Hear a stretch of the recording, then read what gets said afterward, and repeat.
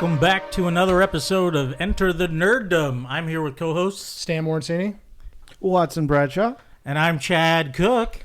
and we have Dan Mason with us today. Yes, guys, thank you so much. I hear that you guys are here for an interview, and I'm ready with all the questions. Here you go. Whatever, I'm no holds barred. Whatever you got for me, I'm ready. So today we have a very special guest. Yeah, we have you said writer, director, and executive producer DJ MacHale. Just to name a few of MacHale's many accomplishments in print and digital media. He was the executive producer and head writer of Discovery Channel's TV show Flight 29, Down, the writer and director of the 1997 Tower of Terror film based on the Disney ride, a writer on the 1992 children's television network, now called the Sesame Workshop Ghost Rider series, the author of the Pendragon and Morpheus Road book series. Woo. And am I forgetting anything, guys? The co-creator, executive producer, and showrunner, writer and director of many episodes of one of the most influential, entertaining, and to this day, most terrifying horror series for kids and adults. A show that, to this day, as a grown man, I will not watch the opening to by myself in a darkened room. Are You Afraid of the Dark? DJ, thank you so much for coming on today. Welcome. Yeah, thank you. Thank you for having me. Absolutely. Thank you for being here. We just really want to get started. Again, like we told you, this is just a conversation about your work, about you and maybe a handful of other people being one of the most influential people for kids of our generation, kids who grew up, the millennials who grew up in the 80s and 90s.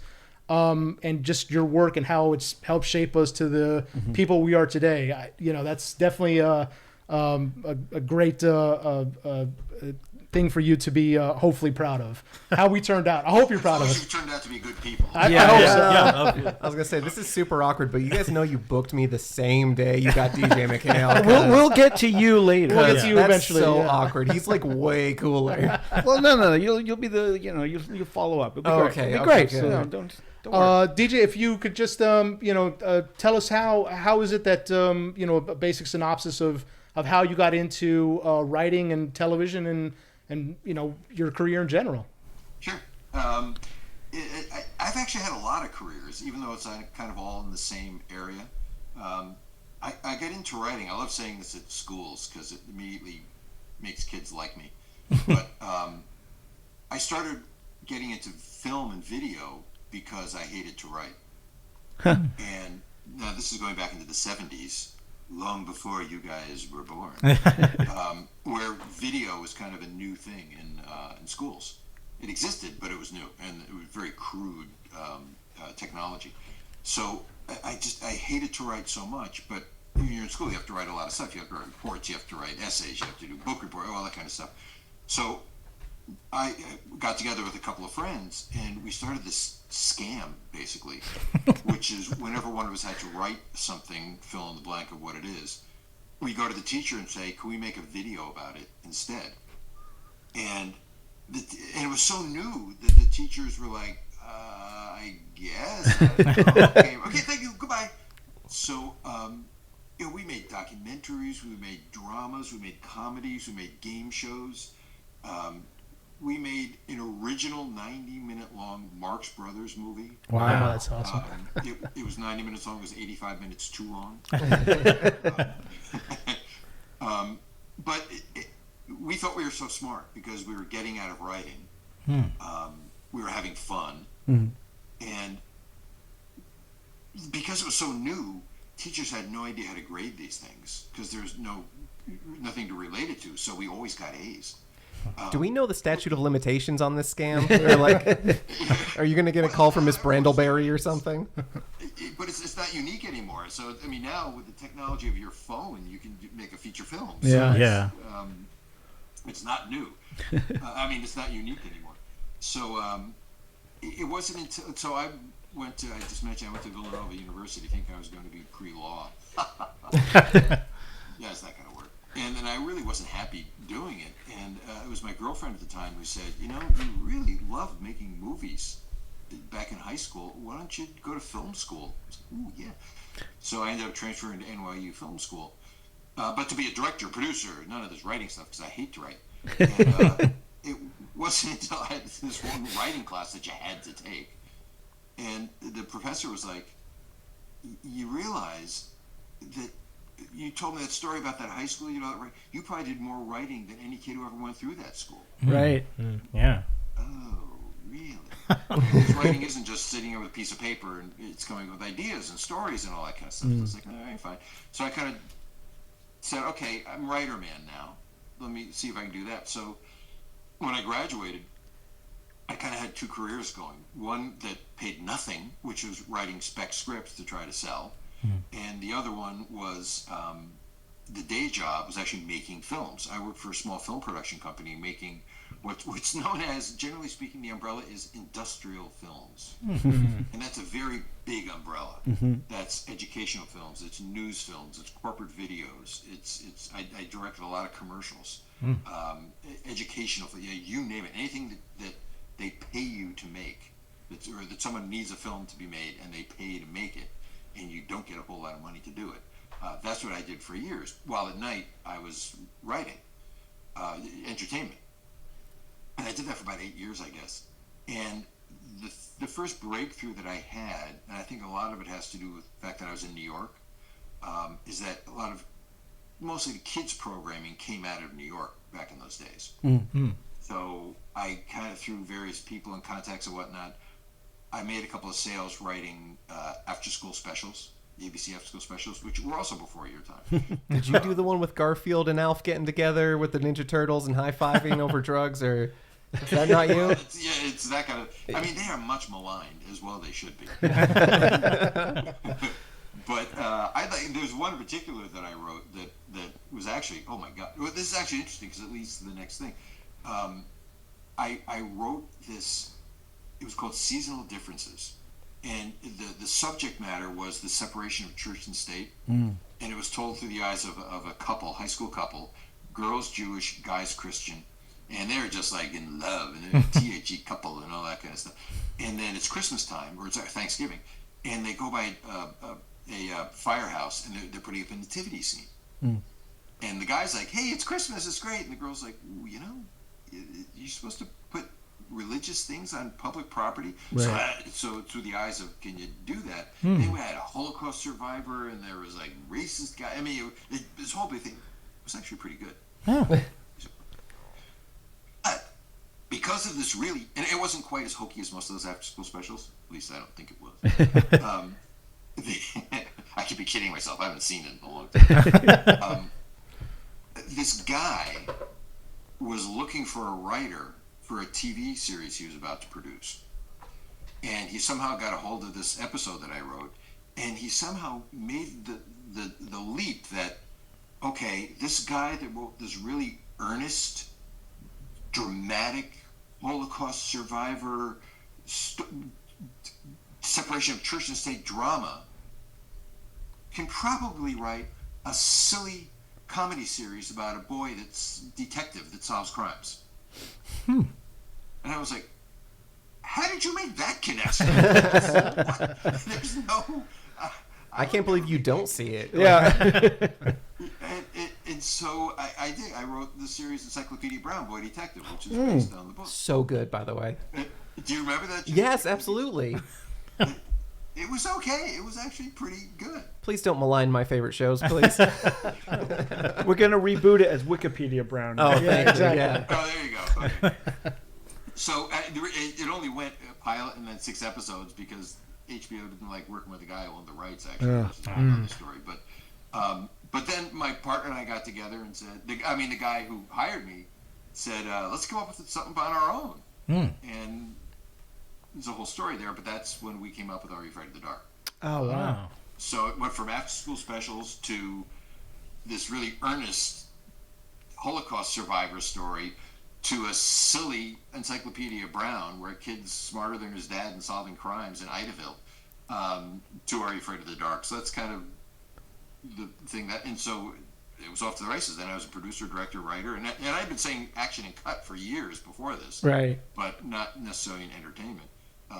So then suddenly I became known. So my career is especially in TV, is mostly been with kids stuff, and so that was kind of the beginnings of it, and it's grown from there. So that's the long thumbnail of how. Yeah, you never really know who and when are watching.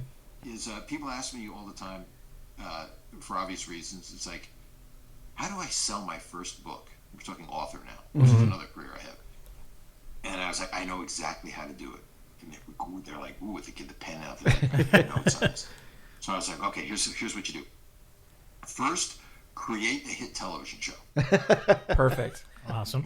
Start there. Step one's the easiest part. Go on. It's like Steve Martin. You can be a millionaire and not pay taxes. $1 million.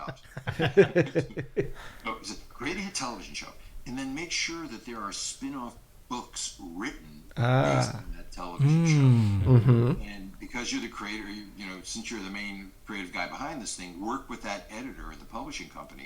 You don't have to write the books. Maybe write one or two, but then because she'll get to know that you're responsible and you can write. Because then 5 years later, when you have your own idea for a book, you can go back to that editor and say, hey, remember me from Are You Afraid of the Dark? She's like, yeah, sure. I'm having a book series. She's like, okay, let's give it a shot.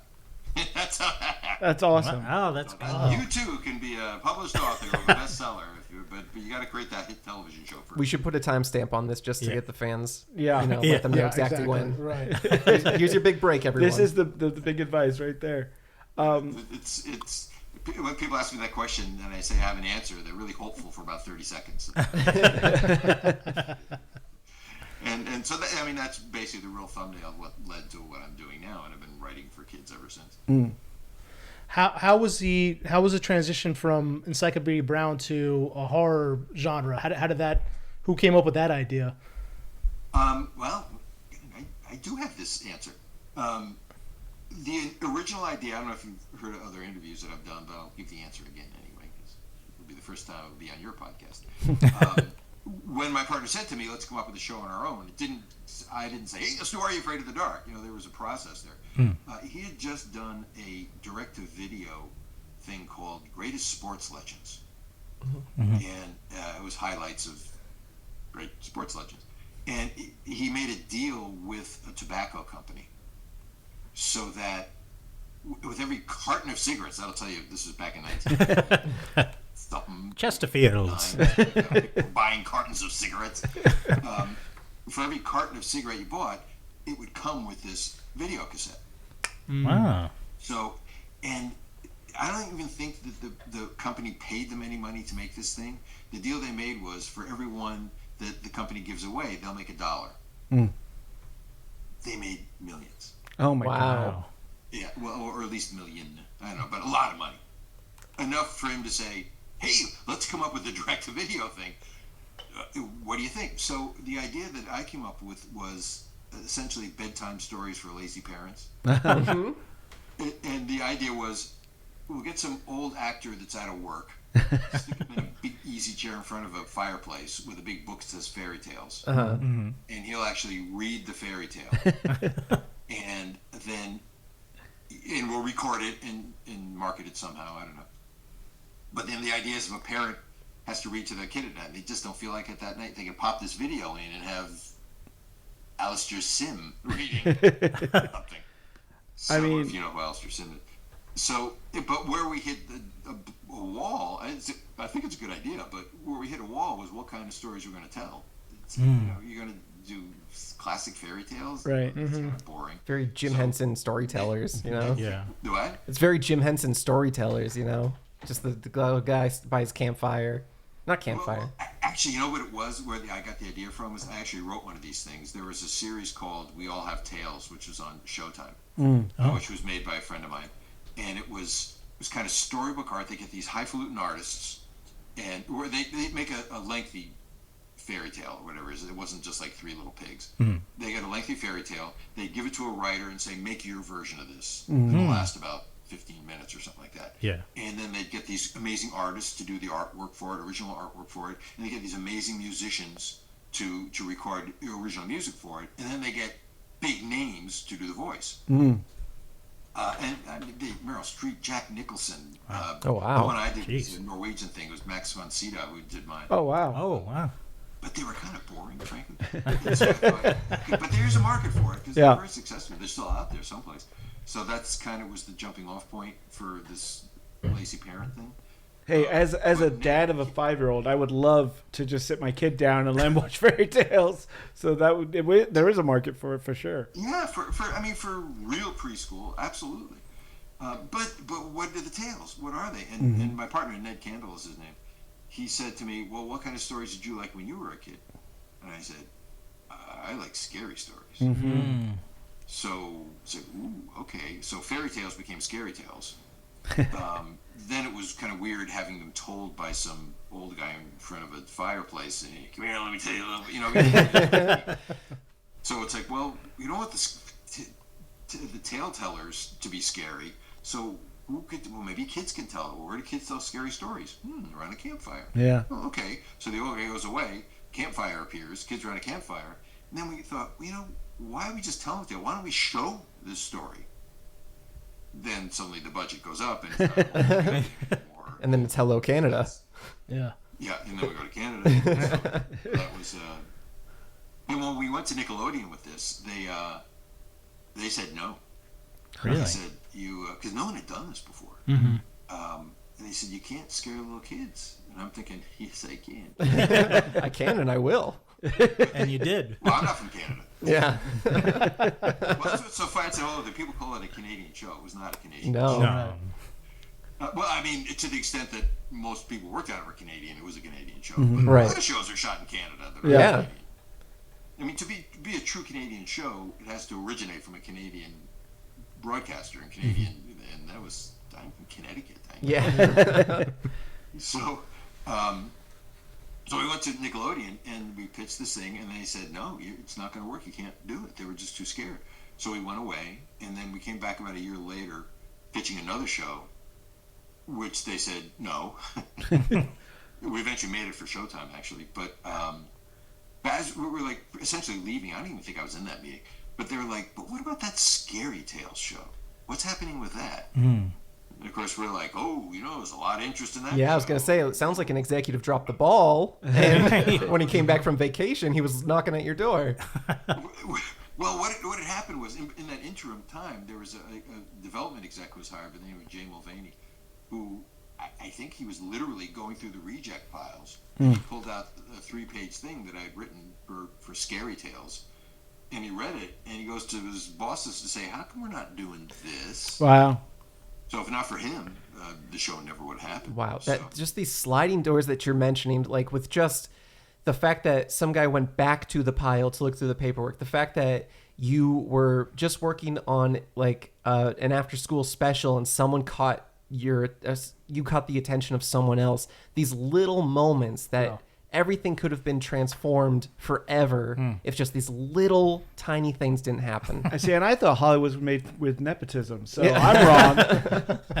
oh, there's plenty of that. Too. Yeah. And well, it's true. I mean, the fact is, that describes all of life. But you can't think too hard about it because I'd never leave the house. Yes. Yeah.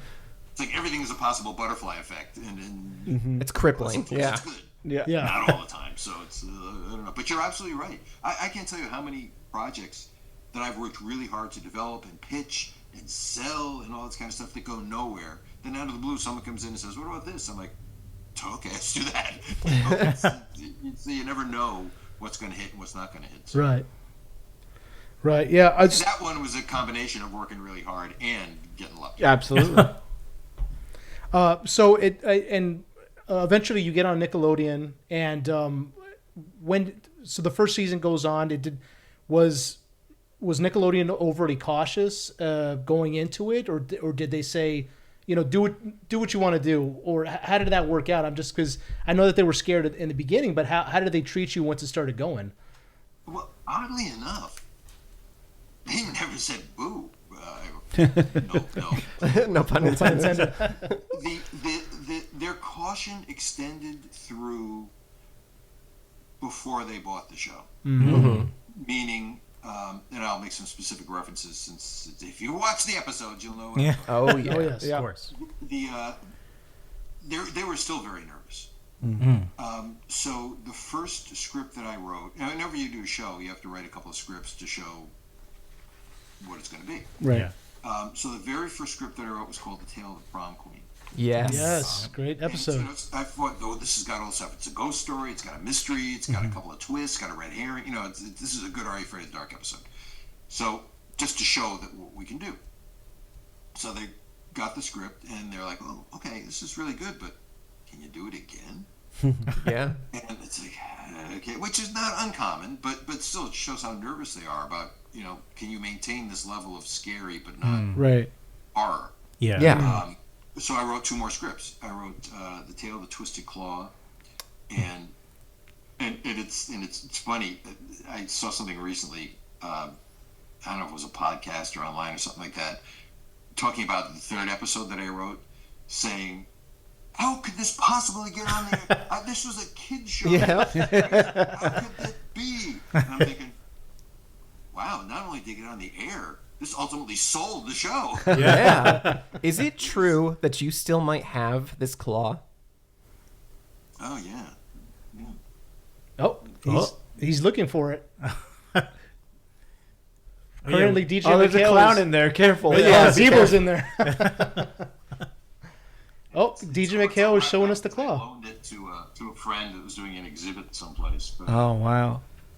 but Wow. Look at that. Oh, wow. Currently, DJ MacHale is holding up the claw from the show. Oh my. This is as a longtime fan. This is one. Don't touch that. You shouldn't touch that. Yeah, exactly. Oh no, he's playing with it. That's incredible. Thank you for showing us. That's that. awesome. Thank you so much.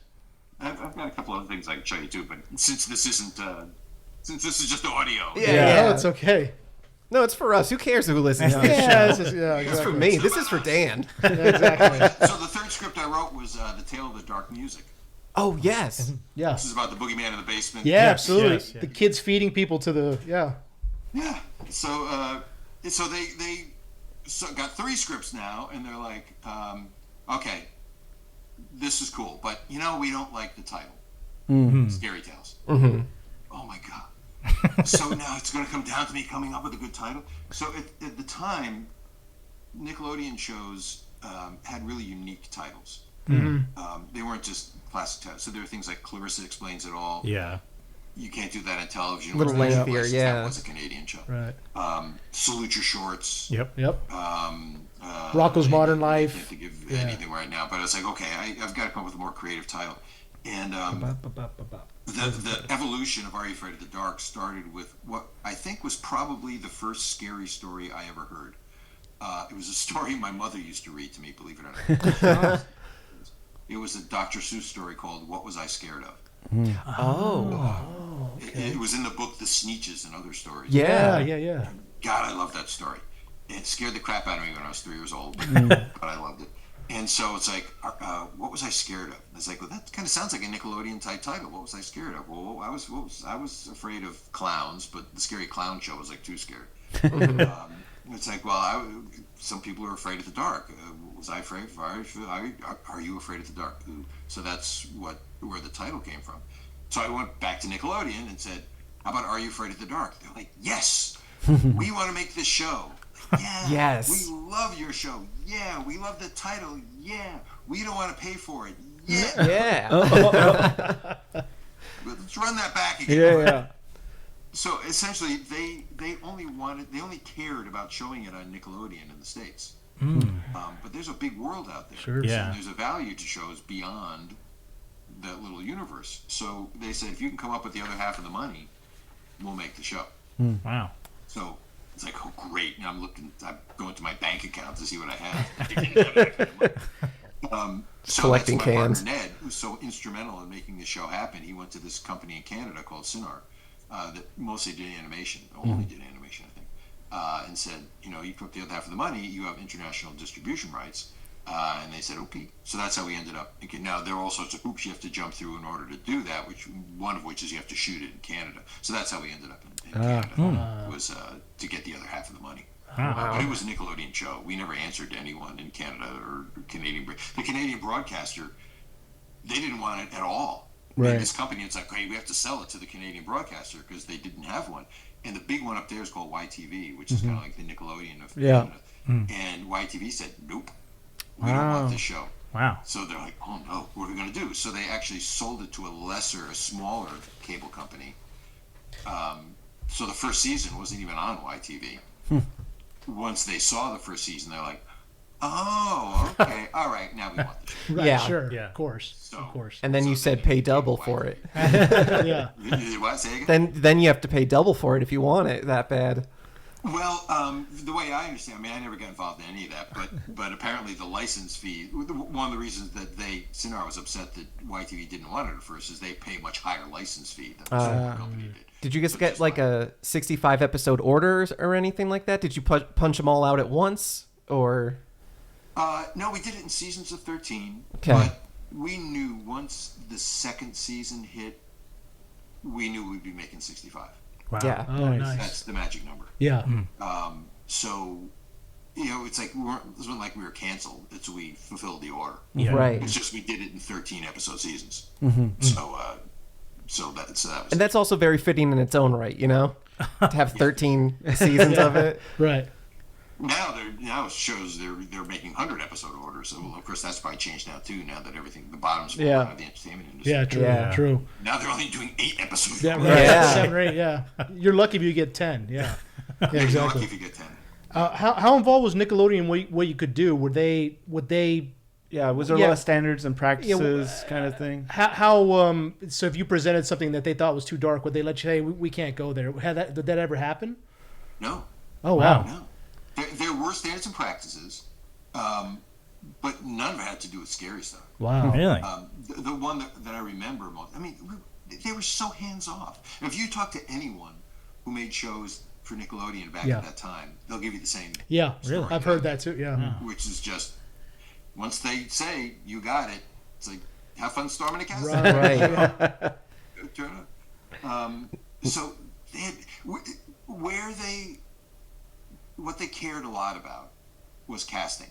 Because that's one of the things that made Nickelodeon really put them on the map was they cast real kids, Right. warts and all.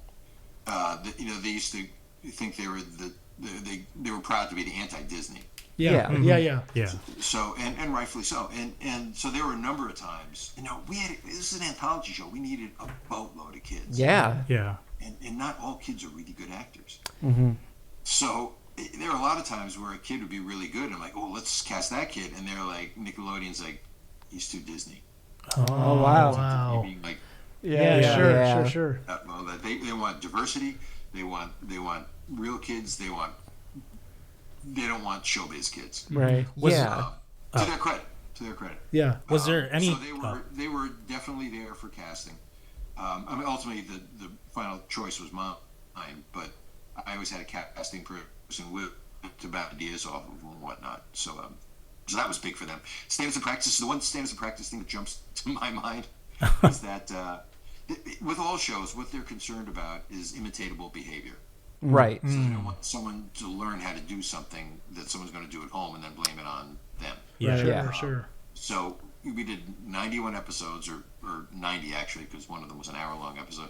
But you never saw the kids striking a match and lighting that fire. Nope. Oh yeah. Oh, that's true. You Yeah. always saw them putting it out. Putting it out. Yeah. Yeah.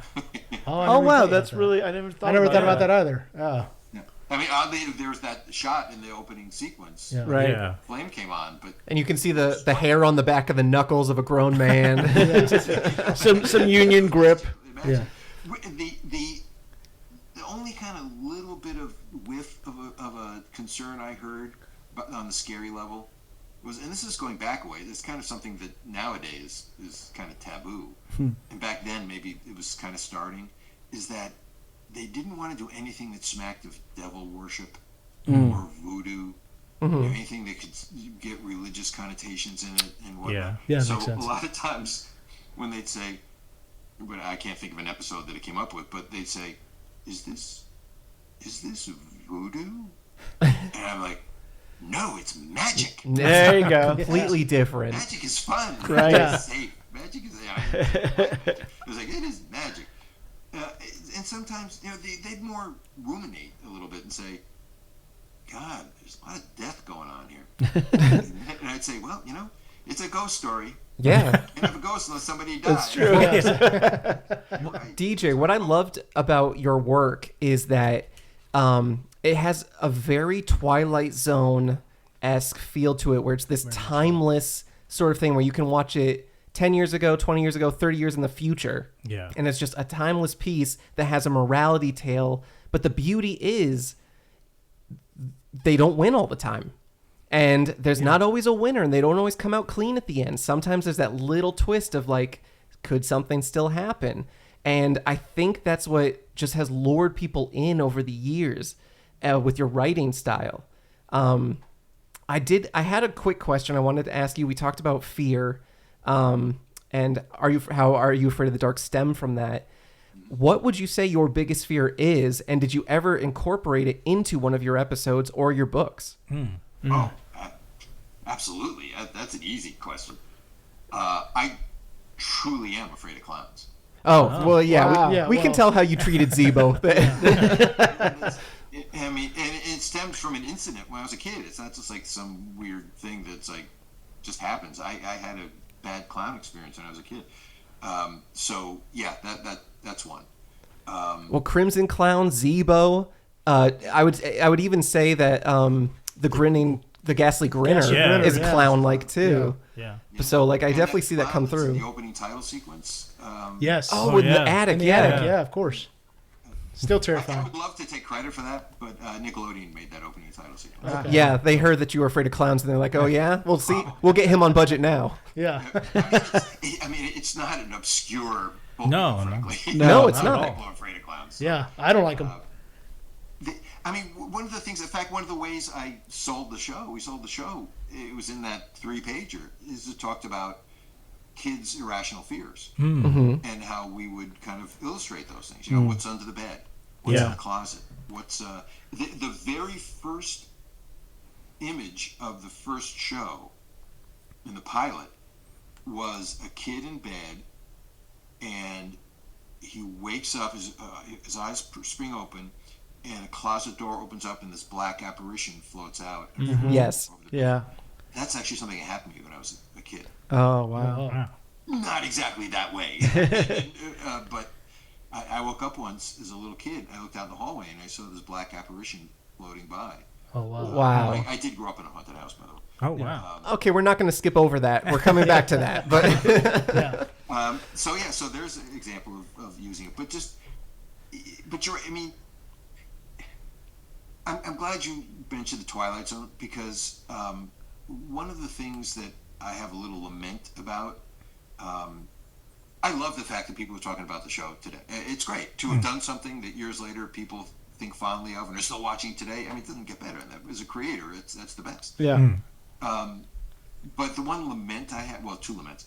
One is that, and I get it, but I still have a lament, is that people kind of rate episodes, the level of goodness, how good it is, or Right. based on how scary it is. Yeah. Yeah. that's not what the show is, though. Yeah. It's not. I mean, there are plenty of episodes that are really scary, but that wasn't the prime directive. You can say that to nerds. Right? Yes. Yeah, Yeah, absolutely. And fears are so what I'm personal talking too. Like something that doesn't scare, like if a clown doesn't scare Watson, but it terrifies Chad. Yeah. You know what I mean? Like that's going to be Chad's scariest episode, Yeah. and Watson thinks that the magic ones are more scary because, you know. It's disconcerting for whatever reason. Yeah, exactly. Absolutely. And the thing I do get about it is that iconic visual monsters are easier to remember. Right. Yeah. Yes. The ghastly grinner, the Zebo, the pool. I was just thinking the pool. It's hard to talk about the ghost trains or something, you know. It's hard to market those.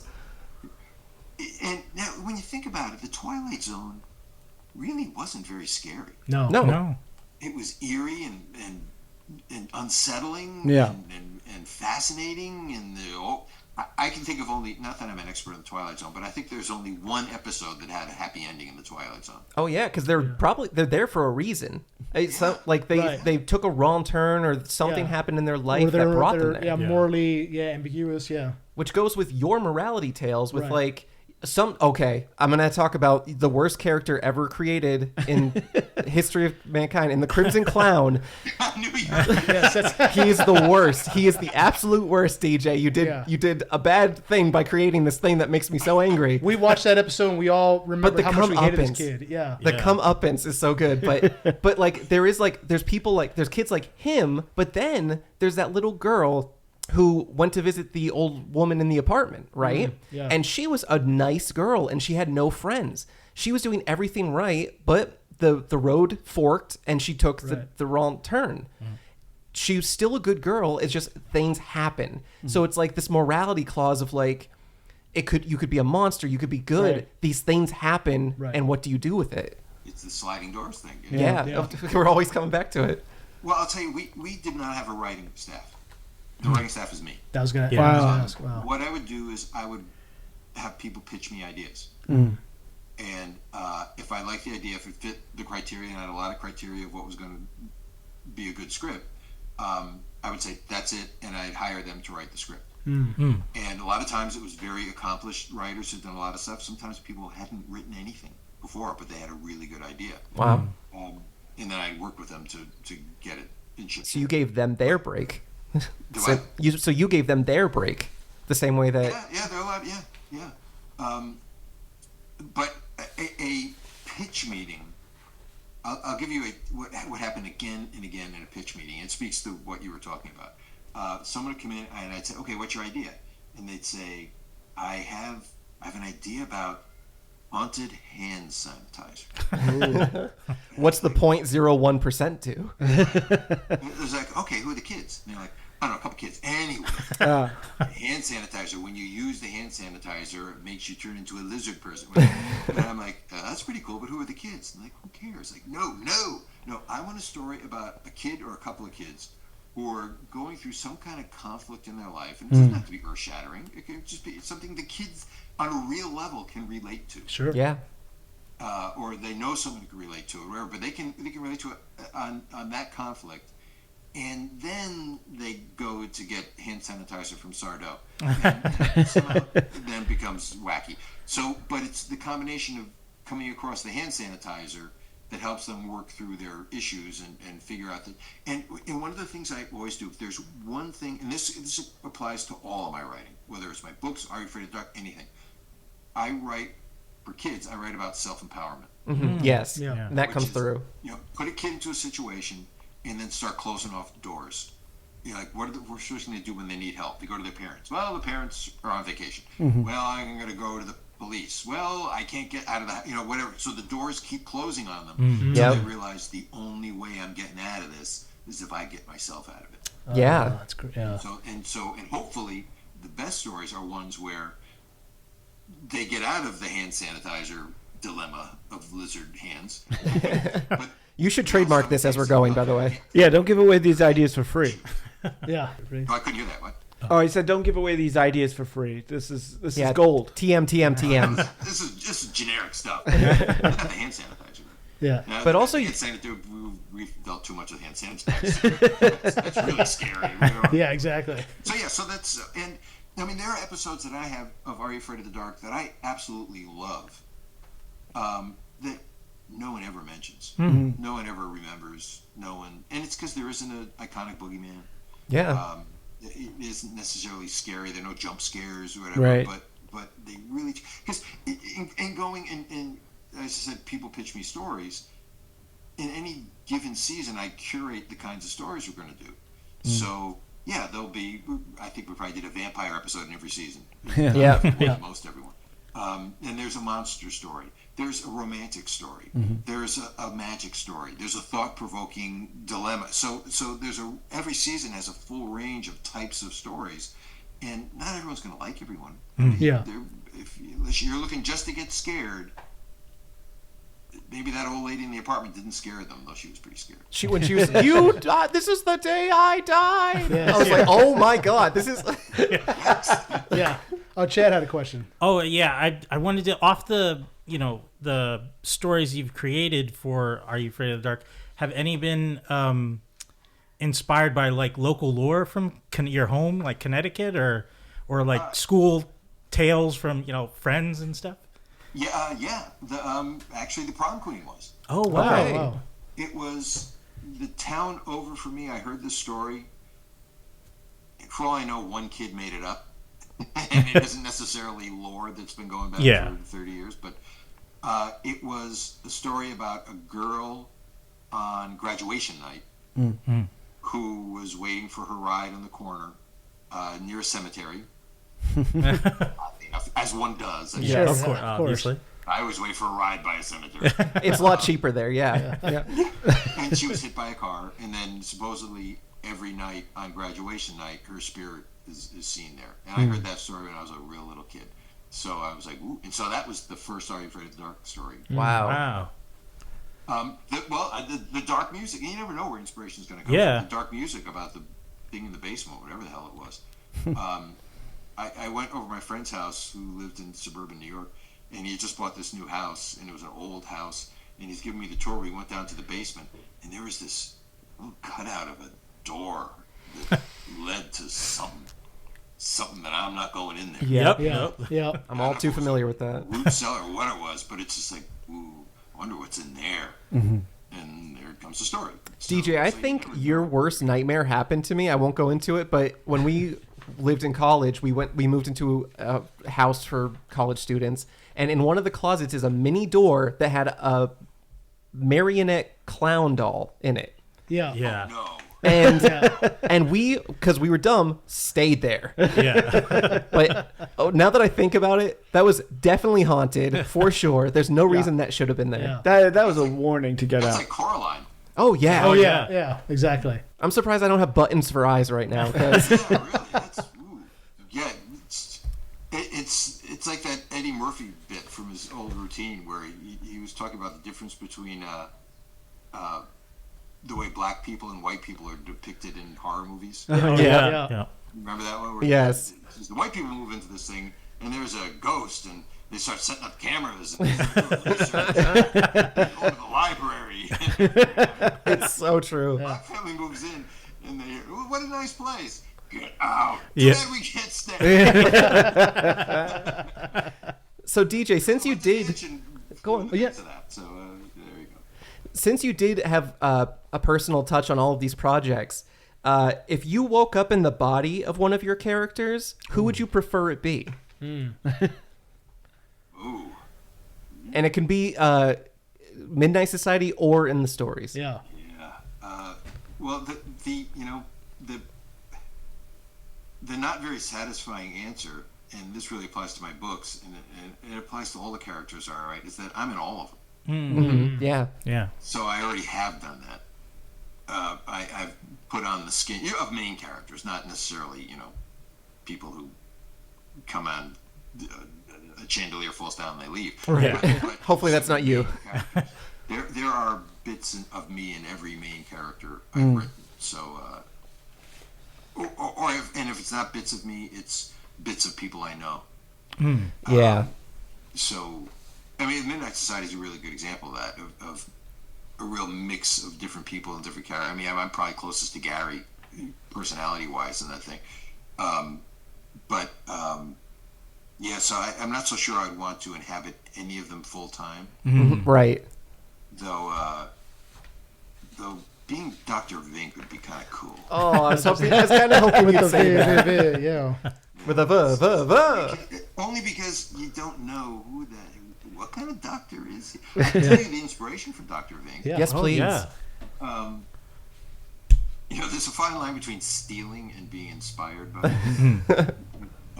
This truly was inspired by. There was a TV show when I was a kid called The Wild Wild West. Oh, yeah. Oh, yeah, sure. Did you ever see it? I mean, Yeah, absolutely. Will Smith made the movie, which wasn't very good. No, we don't need to talk about that one. Did you ever see the TV show? Yeah. Love Yeah. the show, Yeah. yeah. I mean, I was not a Western fan growing up, even though Westerns were really big when I was that age. So I didn't watch it for the longest time until I watched it and I realized, oh, this really isn't a Western. No. Yeah. Yeah. This is like twisted James Bond. Yeah. Yep. And the plots were so unique and so odd, and so oftentimes there were ghosts. I mean, it was weird. You never knew what was going to happen. And there was a recurring character, villain, named Dr. Miguelito Lovelace. Oh, yeah. He was in at least one episode a season, probably a couple episodes. Yeah. He was such a fun character, and he was played by a little person. Yeah. I don't know if he was a dwarf or whatever it was, but Michael Dunn was his name. And I loved that character because he would always just torture Mr. West and Yes. weird plots. And he was Dr. Miguelito Lovelace. I don't know what kind of doctor he was, but that was where Dr. Vink came from. It's an honorary scholarship. Yeah, exactly. Yeah. He's definitely not a dentist. Yeah. Yeah. And how did you come up with Aaron Tager? And then it was fun because it's like, when I created both Vink and Sardo in the first season, I didn't know we're going to be doing him any more seasons beyond that. Yeah. Right. Yeah. But they were two characters I thought, ooh, I can use these guys again. And it became fun being on the set with other crew. We used to talk about where else could Dr. Vink show up? It's like, Yeah. well, he became a chef, and then he became a hairstylist. And so it's like it was fun. They would show up in these odd places. Yeah. And maybe Zebo as a Carney Yeah, guy. maybe Zebo. Yeah. And he was Zebo. I was like, Aaron Tager, a lovely guy. Yeah. How did you decide on him? He's just a great actor. Yeah. Fabulous. And he was in 2 episodes right up front of the first season. Yep. And we shot Phantom Cab, which is Dr. Vink's first episode. And then I thought, well, he was so good that we need the Carney Carney / Zebo for Laughing in the Dark. So, but he can't have that beard and that hair, so he shaved for us and he cut his hair back, and he never grew the beard back. So in Phantom Cab, that was his beard. Every subsequent episode he was in, there was a fake beard that we had. That just blew my mind. I didn't know that. Wow. Yeah. So it's like, really, you don't want to grow it back again? Okay. I imagine how long that took to grow that, though. You know, like that's exactly. such a powerful beard. So in the world, the universe, Are You Afraid of the Dark? Were you implying that all these stories took place in the same universe? Because these characters are all, like Dr. Vink, like you were saying, they all take place in the same universe. So, Dr. Vink moves on to a different story, but it's all in universe. Was that your intention? Also, you see like Zebo games show up in other there was episodes. a Zebo video game, and A lot of Easter eggs. It was never and Vink and Sardo showed up in one episode together. Yeah. But it was never a set thing. It was more with things like Zebo's Fun House or Zebo's Big House video games that were referred to in other episodes. And somebody refers to somebody as a Zebo. That was just fun throwbacks for fans. Sure. Yeah. I never really thought of it as all. If anything, I think it would be too limiting to have everything in the same universe. Right. Because some are very rural stories, some are urban stories, some were modern, so it wasn't like Stephen King, everything taking place in Derry. It was, so I never really... That's why I was asking. I don't know if that was where you got the inspiration for, okay. I do that more with my books, actually. I haven't... Yeah. I was going to say the Pendragon series and Morpheus Road both take place in the same town in Connecticut. Am I right? Yeah. It's Stony Brook. Stony Brook. It's just it's a fictional town based on my hometown. In my third trilogy, the Silo Chronicles, I was going to have that. It takes place in a different place. It takes place in an island off of Maine. But I was going to have one of the characters have moved from Stony Brook again, just for a fun awesome. Yeah. fan. Yeah. No. Absolutely. Fans love to just chew in a little bit, where it's just like where they feel like they caught something, Yes. Yeah. Oh, I'll give you after I finish. I'll give you a good one that I did intentionally, but without, not that you've read it or going to read it, but the way the story of the Silo Chronicles plays out, it wouldn't make sense that a Stony Brook even existed. Oh wow. So that's putting it very simply. But so it's like, so I just called it the town that Stony Brook was based on, which is Greenwich, Connecticut. So, but in my mind, it was the same place. I did a really good throwback one like that. At least in my opinion, it was a really good one. I made this movie for Disney called Tower of Terror. Of course, we definitely want to ask you about that. We were going to get into that. Yeah. So, and it takes place at the Hollywood Tower Hotel Yes. in 1939, where this thing happens. And then I wrote my third Pendragon book for other reasons than I made this movie. Takes place in 1939, in the fall of 1939, which is the same time that supposedly this Tower of Terror events happened. Right. So I thought, ooh. So I created the Manhattan Tower Hotel. Oh, no way. Los Angeles. I created the Manhattan Tower Hotel and described it exactly like the Hollywood Tower Hotel. And I took a character from Tower of Terror, Dewey, who is the elevator operator, and made him the elevator operator in the Manhattan Tower. No way. Oh, shit. See, people love that. I'm mad at myself now. I have to reread that book. Well, and it's fun, and I'm doing it thinking, the only way anybody's going to get this is if they saw Tower of Terror. And Yeah. now we're reading my book, which is, those two universes colliding. But a lot of people did get it. That's awesome. Yeah. At the end of this book 3 of Pendragon, Dewey says, well, I'm going to go move out to Los Angeles. I'm going to work in my grandfather's hotel. Oh, that's very sad. Flash forward to Pendragon book 8. Pendragon takes place in a bunch of different worlds. Yeah. Yeah. We go back to Earth in 1939 in the Manhattan Tower Hotel, and we meet a new character. And there's just this one little paragraph where they're walking through the lobby of the hotel, and somebody says, hey, did you hear what happened to Dewey? Like, no, what? He was working at his grandfather's hotel and he was in the elevator and was struck by lightning and he disappeared. wow. No one ever saw him again. Oh wow. You say this, but there's always an audience, and especially now in this internet era where everyone Oh. dissects and breaks down every Everything. single bit and tries to find the lore in every piece of media of stuff they like. And even the fact that if someone came and listened to this podcast for being an Are You Afraid of the Dark fan, and they're like, oh, I didn't know he did Pendragon series, let me check that out. Yeah. And then finds these they're Easter eggs, great. finds these loose ends. Yeah. People love that. That's what's so good now. I love that. Yeah, true. If you saw, well, I'll say 2 movies, fairly recent movies, that were okay. They weren't bad movies, they weren't good movies, they were just okay. But as fan service, they were spectacular. The Haunted Mansion movie that came out. Oh, yeah. Yes. Yes. Yes. Yeah. And Ghostbusters Afterlife. Yeah. Yes, Yeah. of course, yeah. People will say, was it any good? I'm like, well, yeah, it was okay. It was a good movie. Yeah. Right.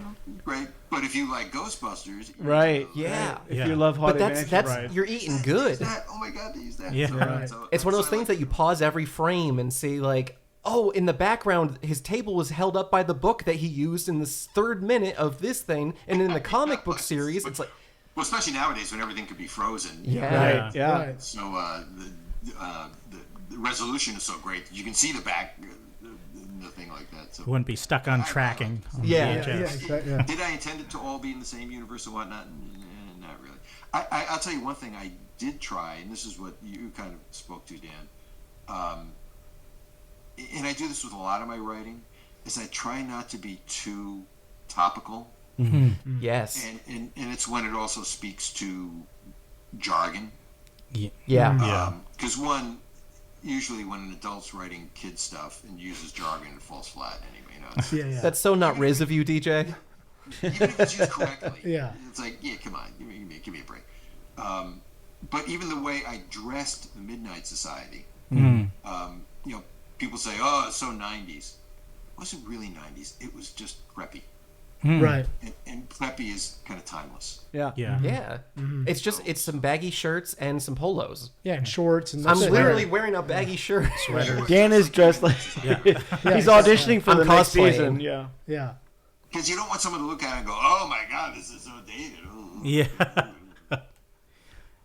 Because knowing with kid shows, they last forever. Yeah. Right. Yeah. Right. Exactly. With Are You Afraid of the Dark, it really lasts forever. Yeah. So that's what I If, tried. oh, Go ahead. Go ahead. if you had a chance to turn like Silo Chronicles or Pendragon into a TV show or a series of films, would you want to like? Sure. In fact, I'm working to get Pendragon. I've been trying for years to get Pendragon on the screen in some way, shape, or form. I just started a new effort with some new people. So Yeah. Nice. we'll see. I mean, the idea is, who knows where it would turn out. But the idea is to actually do a TV series. Nice. Saint Dane is one of the creepiest antagonists I think you've created, and so I mean, I would love to see that. St. Dane? Yeah. Yeah. He's pretty good. And I can picture Benedict Cumberbatch. Oh, absolutely, Oh, yeah. absolutely. Oh man. The thing that really intrigues me about doing is a TV series. One, because TV is suddenly cooler than movies. Yeah. And Yeah. it lasts long. Suddenly you can do stuff for TV. Yeah. But, I mean, think about how many times have you seen a movie based on a book that you really love? Yeah. And even if it's good, and I'll put Harry Potter into this category, those movies are pretty good. There's always that, but they left so much out. Yeah. Yeah. It's, oh, God, you're missing this. So you've got to take this much and squeeze it into Right. this much. Yeah. The idea with a Pendragon is I would love to be able to do a series where each book is a season. Oh wow. Yes, So now smart. you're taking this much, and you've got to blow it out. You blow it out even more, so you can get into the backstories of the different characters and go into much more detail on it. So my dream would be, besides getting it done, is and that would be enough, frankly. But the idea is that for someone who never read the books, Right.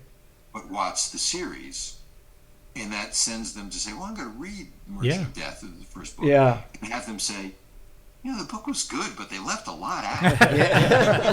Well, So you go the other way. And you were smart enough that every book, the main character, Bobby Pendragon, grows a year with every book.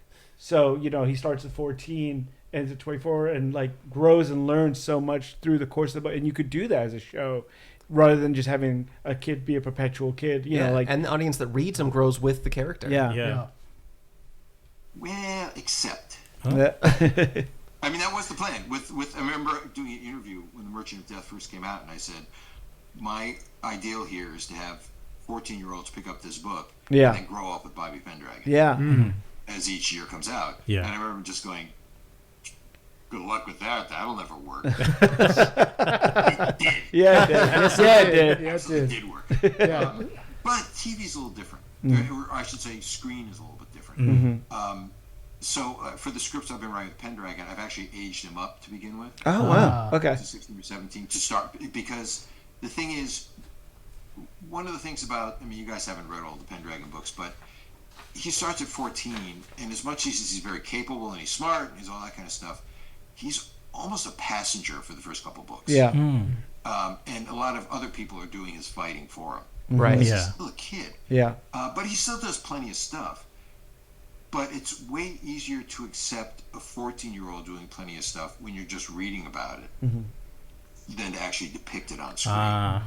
Right. So it's like, ooh, I think he's got to be a little bit older to begin with, right off the bat. And because wouldn't it be great to make 10 seasons of a TV series? Let's be realistic. Who knows if that's gonna happen? But I can't wait until season 6 for him to start kicking ass. Yeah, that's true. So, and just being a film producer that I am, the fact that Harry Potter pulled that off, pretty remarkable. Yeah. Oh, yeah. Absolutely. And I think it was as much because those books are just a phenomenon that Warner Brothers stayed with it and stayed with them as the kids aged and whatnot. Lightning's not going to strike twice. Yeah. So you don't want to be casting little kids that you have to deal with them growing up and whatnot. I'd rather cast a 20-year-old as just a 16-year-old, which is the norm. Yeah.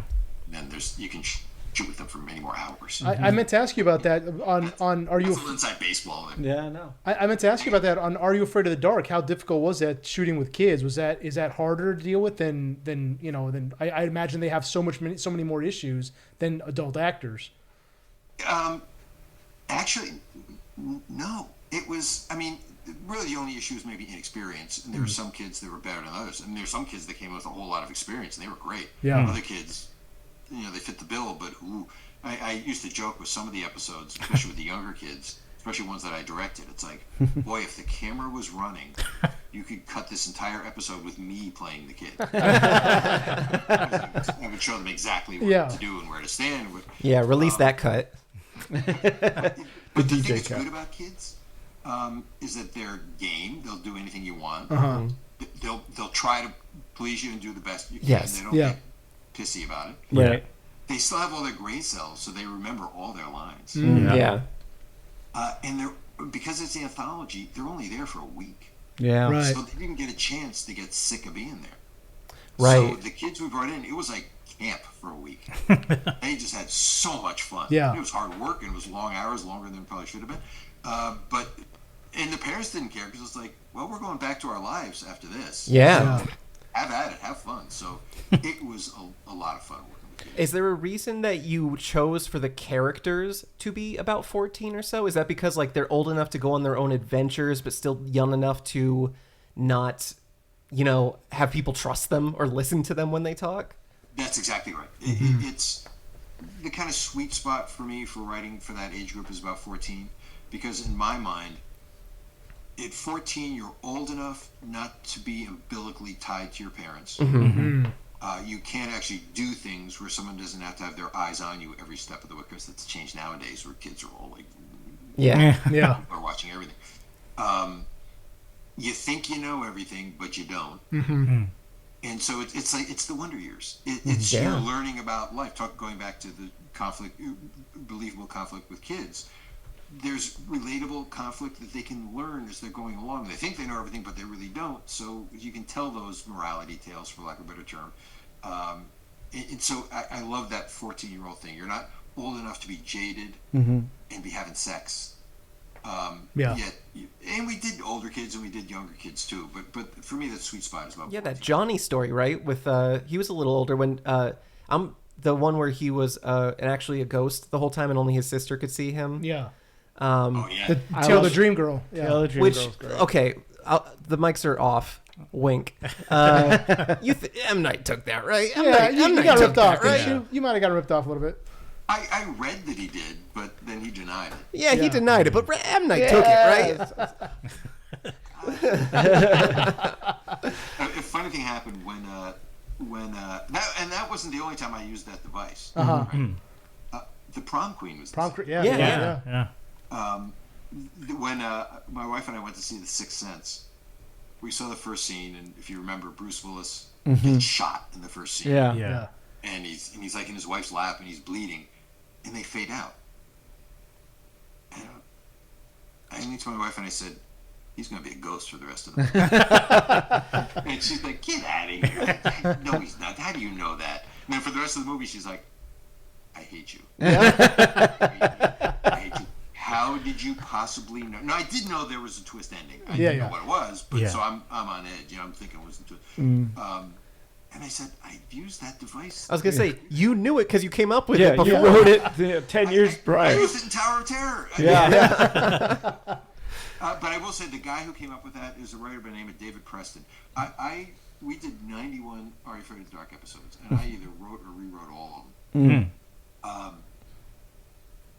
The one that I worked the least on was that episode. Oh, wow. Because David Preston, who wrote several episodes for me, he's a very accomplished writer, and he came and he pitched the story to me, and I'm like, that's good, okay, you're right. Yeah. So then he'd write an outline, and I read it and go, that's good, okay, go to the script.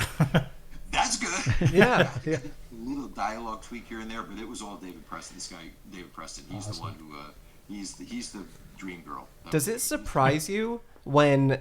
So now, when you watch Are You Afraid of the Dark, there's a lot of stories that are scary. There's a lot of stories that are entertaining. There's a lot of stories that offer different things to different people. What I didn't expect, even as I rewatch them older now as well, how emotional some of these stories are, Yeah. and how much that it hits you right in the gut of how beautiful some of these stories are that stay with you longer than a Zebo, you know? Yeah, right, exactly. Well, look at Shiny Red Bicycle. Yes. Oh, Yes. Yeah. It's about a kid who's dealing with the guilt of his friend. Of his friend that dying, died yeah. 10 years before, whatever it was. And now he's being haunted by the ghost and he's feeling guilty. That's serious shit. But the beautiful part is, wasn't he trying to warn him because he knew that something was going to happen to him? Yeah. That's beautiful.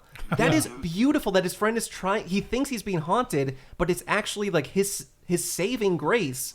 Oh, I can't stress how beautiful these episodes are. Yeah. Well, thank you. That's good. But I will say, this is okay. Now, I'll put my cynical hat on a second. I've written so many supernatural stories. Yeah. And I love writing ghost stories because the spookiness aside, they're always mysteries. The ghost is there for a reason. Yeah. You know, whether it's a good reason or a scary bad reason, the ghost is there for a reason. So you're playing along to wonder, what is this ghost up to? And better stories, and there are a lot of things that make a story better, don't raise this issue where, I'll use an example. There was a movie, and I'm forgetting what the movie was, where there was a ghost. And the ghost was communicating with the living by, at one point, it was just one scene where the guy was or a girl was in the bathroom and the mirror was steamy. And then there was a little writing on this. I forgot what movie this was. Was it Mystic Ghost? Gothica or something like that? What was it? I think it's Gothica, isn't it? With Holly Berry? I don't remember what it was. But it really does beg the question. it was a symbol that they drew, which led to some mystery or whatever.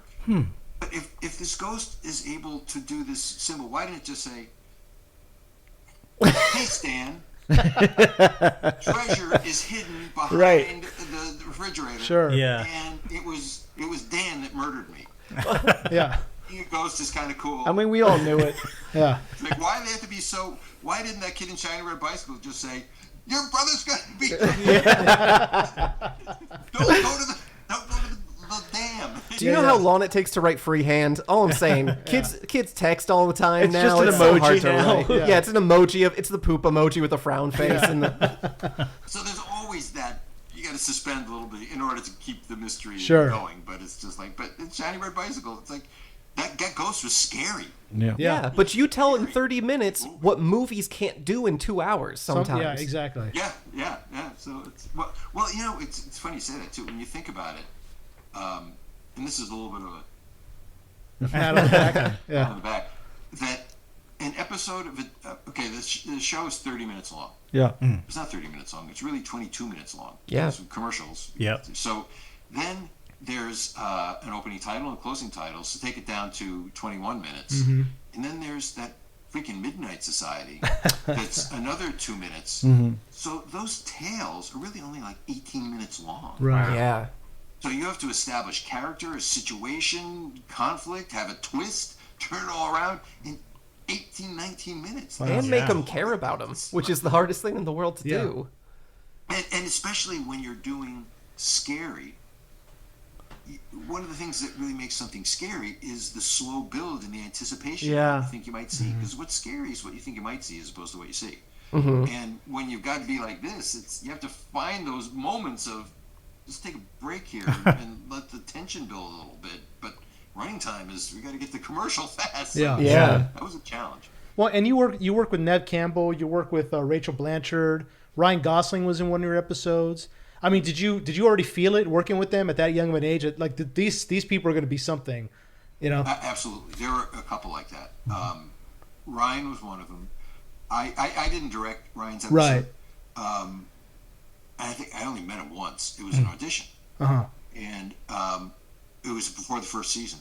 And I wanted him to play David in the Midnight Society. Oh, wow. It's like right off the bat, you can tell when someone's that good. Yeah. It jumps out at you. And he turned the job down because he took the job to be on the Mickey Mouse Club Yeah. in Florida. Mm-hmm. And that was the Mickey Mouse Club that had Christina Aguilera and Britney Yeah. Spears and Justin Timberlake Yeah. and Ryan Gosling. And, Yeah.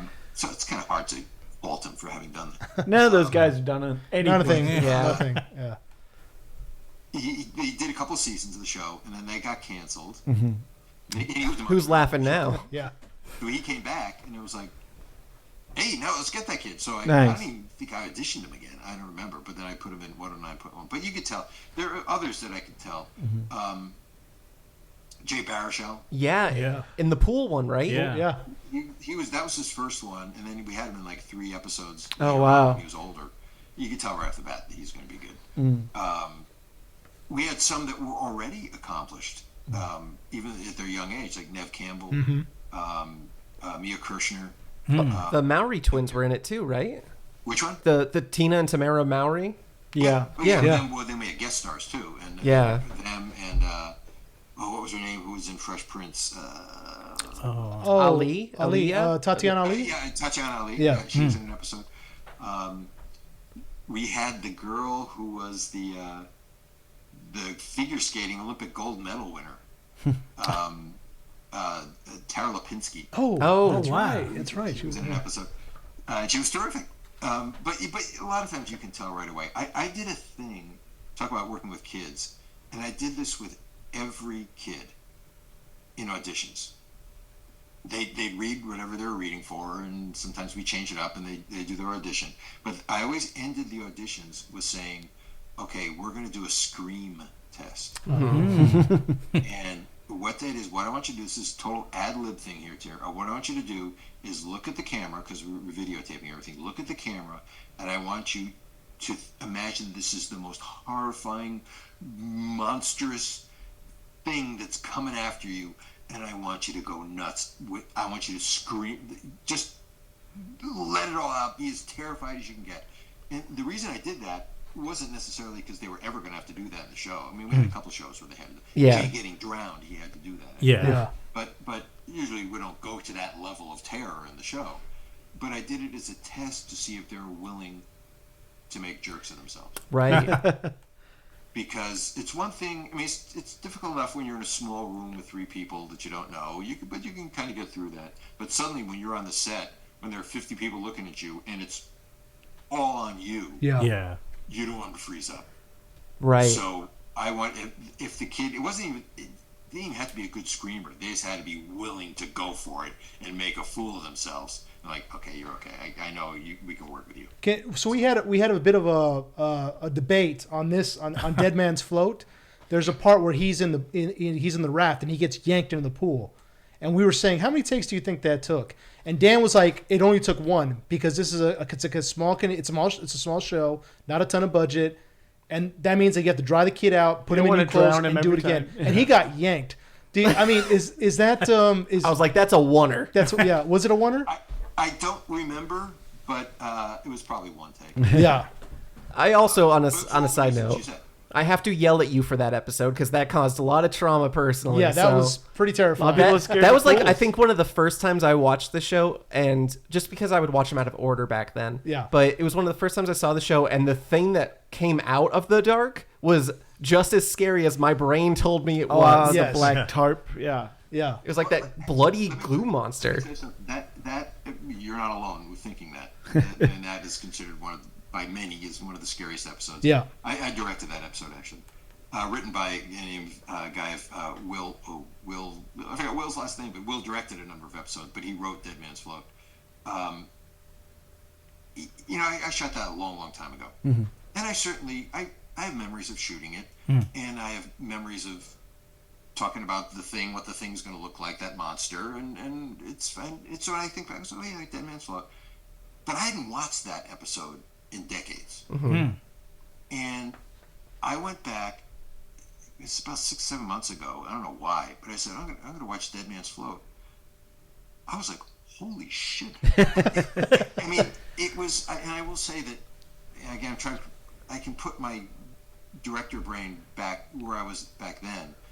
I intentionally, in that opening sequence where Jay gets drowned, I tried to emulate. Do you steal or do you emulate? Yeah. The scariest scene from Jaws, that opening scene. Yeah. Yeah. Jaws. So the idea of something unknown in the pool that starts pulling you down is horrifying. Yeah. So we had a little thing tied to his ankle that was on a little pulley, and we pulled him down. And I was literally 2 feet away from him because I was afraid we were going to drown this kid. Yeah. I was in the pool with him. And I saw an interview with him, actually not that long ago, and he said something in an interview, and my first reaction was, I didn't say that. And I thought about it, I'm like, oh yeah, I think I did. Which was, because I remember being in that pool with him, and he went for it, man. He did the scream test. He was drowning. Yeah. And I remember, I don't know if I said it, I think I did say it to him, but to the crew, I'm like, is this too real? Yeah. Too far with this thing? It's the only episode where we actually killed a kid. Yes. I was going to Yes. say, the stakes were already set 2 minutes Yeah. in. Yeah. And it was a terrifying thing that he said, the lifeguard said, because it was like, he said something is pulling him away from me when he jumped in. Something in the pool. Yeah. Yeah. Oh, that's like that's the same feeling as the calls coming from inside the house. Yes. It's like the same feeling to me. Yeah. Yeah. So, in watching it again decades later, I didn't realize just how smart we were. and it's following through on the Jaws thing, is that you don't see that thing. Right. Mm-hmm. So the episode's almost over. Yeah. Yeah. So it's all the threat. It might be. I mean, you see somebody getting pulled in, like you said, that's shot where he gets pulled in, or you see one time the thing getting close to him and then the girls get out of the water. But you don't see this thing, so the anticipation of what it might be Yeah. is building up in your head. And the fact is that if it didn't pay off, it would undercut the whole episode. Right. Yeah. It would have been like, that's it? Or, that's dumb looking. And I remember watching it, I'm suddenly watching it objectively, and when that thing came out of the pool, I'm like, oh my God, this pays off. Yes. Oh, yeah. It's totally legit. Yeah. It delivered. beyond what the anticipation was and probably went beyond it too. So that's, Especially because we all have that fear of needing to get out of the pool fast enough so the thing behind us doesn't get us, or running up from the basement so the thing doesn't grab our foot. Yeah. You know? Yeah. So you just personified it into this big, scary, bloody, gooey monster. In fact, then he could, because he was actually, you probably don't remember this, but he was actually still kind of made of water. Yes. Yeah. Yes. You hit him with a Yeah. broom or Throw him a something. hook and he just goes right through him. Yeah. And then he bubbles up through the drain, and he comes Yes. out of the drain, and he's up there, and then he goes into the pool. He's like a liquid. It's Yeah. like, this guy can show up anywhere. Yeah. Which, by the way, the things that you guys do with the budget for these episodes, you guys are so creative. And I think it goes with one of those things. I also It work. was all practical. Yeah, you it's know. Yeah. practical effects, but it's like very clever. And also the locations that you guys find. Like, what was it, the soup one where you just had a big warehouse full of vats of.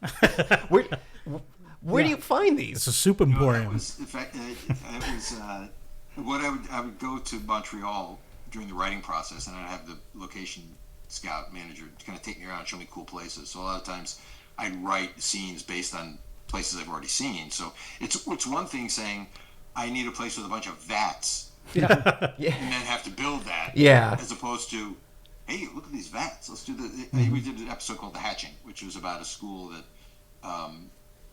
Basically, the people who ran the school were lizard people, aliens that look like humans, but they were hatching these eggs in the basement in all these vats. And that was a water treatment plant that she took me to, like in the 1930s. I'm like, this is really cool. Oh my God, let's do that. So, like, the idea was re-engineered based on Right. the location. Yeah. So suddenly it looks like, wow, you have great production value. I was going to say the producers must have loved you. Not the producers. The studio heads must have loved you. Yeah. Be like, oh, I found this place. We don't have to build a thing. Yeah. Well, I don't know if anybody cared. They gave us X amount of money, and we spent it any way we wanted to. It was more the production designer was just like, oh, thank God. I don't Yeah. Was it true that cemeteries in Canada, was it specifically Catholic ones, won't let you film if you use a reference to a ghost there? You must have just watched that video. I posted on my site because somebody made, I don't know if it was like a Montreal tourist board or something like that, but somebody put together this 40-minute documentary about Are You Afraid of the Dark? Oh. Wait, using no. all people's podcasts and all footage from podcasts. I don't think there was an ounce of original footage. in it. Oh, really? Oh. I saw the one from, I forgot his name now, but he mentioned that this might have been an issue for you guys. Oh, what was the issue? Oh, you couldn't film in certain cemeteries. Oh, yeah. Because they used the clip of me talking about the cemeteries in this thing I just saw the other day. There was,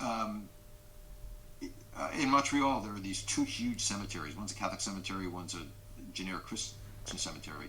And the Catholic cemetery was way creepier and cooler. Mm-hmm. Like a lot of mausoleums and statues Yeah. and all that Yeah. stuff. So Very I Gothic. forgot what episode it was, but I wanted to shoot there. And the Catholics wouldn't let us shoot there because if you're a Catholic, you don't believe in ghosts. Mm-hmm. So if you wanted to shoot a funeral scene or a burial scene, I think you can do that. Mm-hmm. But if the guy you're burying comes back, you can't do that. Or some kids playing tag in the graveyard. You Yeah. know?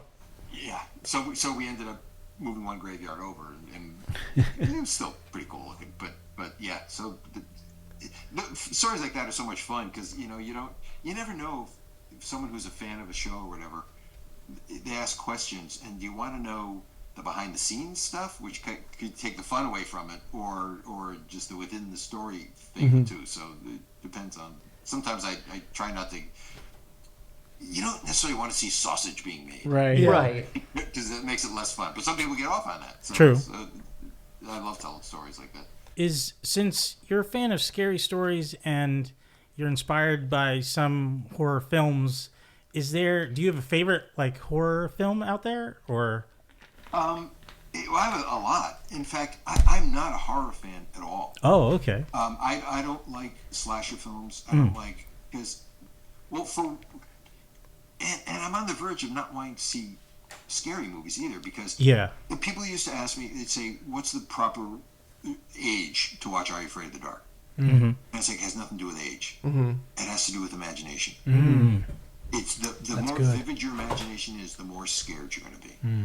If you're going to get a pragmatic 7-year-old, it's going to be like, well, why didn't he just write on the thing? it's not scary anymore. Yeah.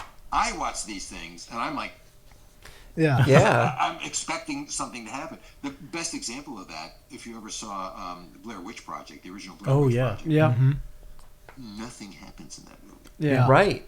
You do it to Yeah, I yourself. was on the edge of my seat. You can't watch that movie twice. Yeah. Yeah. Because you find out that nothing happens. But I'm on edge. So I'm not a horror fan. Though when I was a kid, oh boy, talk about inspiration. There was a theater in the town over from us, the same town that had the cemetery with the girl who was killed on graduation night. Busy town. There was the which? Busy town. Yeah, it's a busy, supernatural town. There was an classic old movie theater called the Embassy Theater that my friend Frank and I used to go on Saturdays. They had horror matinees, and these were horror movies. It was before the age of slasher movies, Like monster film? There were all these weird, like Italian, Yugoslavian, a lot of British films. Oh, yeah. that were really kind of gruesome. Yeah. And we'd be like, ooh, God, but every Saturday we'd watch these things. I'm much more of a spooky fan. Like, I'll give you a good example of my favorite in recent years. I loved The Haunting of Hill House. Yes. Yeah. Absolutely. Oh, That's right up my alley. Yeah, And then it's The great. Ghost of Bly Manor was the next one. Yeah. Yes. And Midnight Mass. Midnight Yep. Mass, yes. That's the kind of spooky that I like. Oh, okay. Yeah. Just the eerie. You never know what's behind. And it's interesting to see his style of shooting.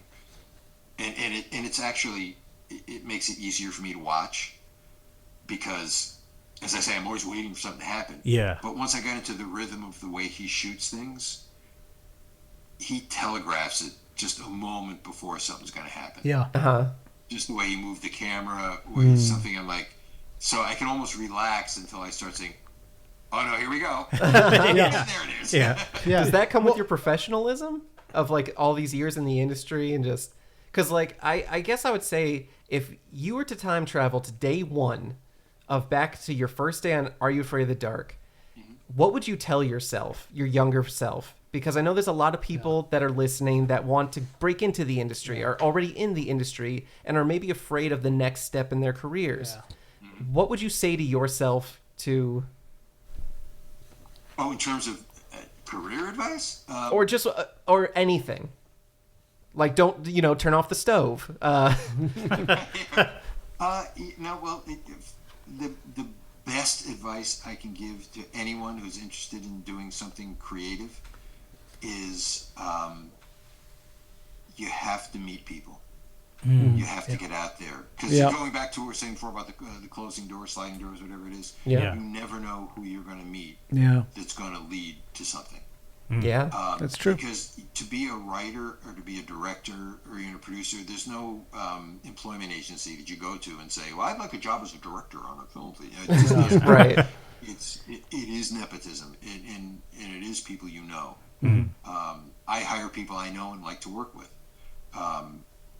I hire a lot of people, but you've got.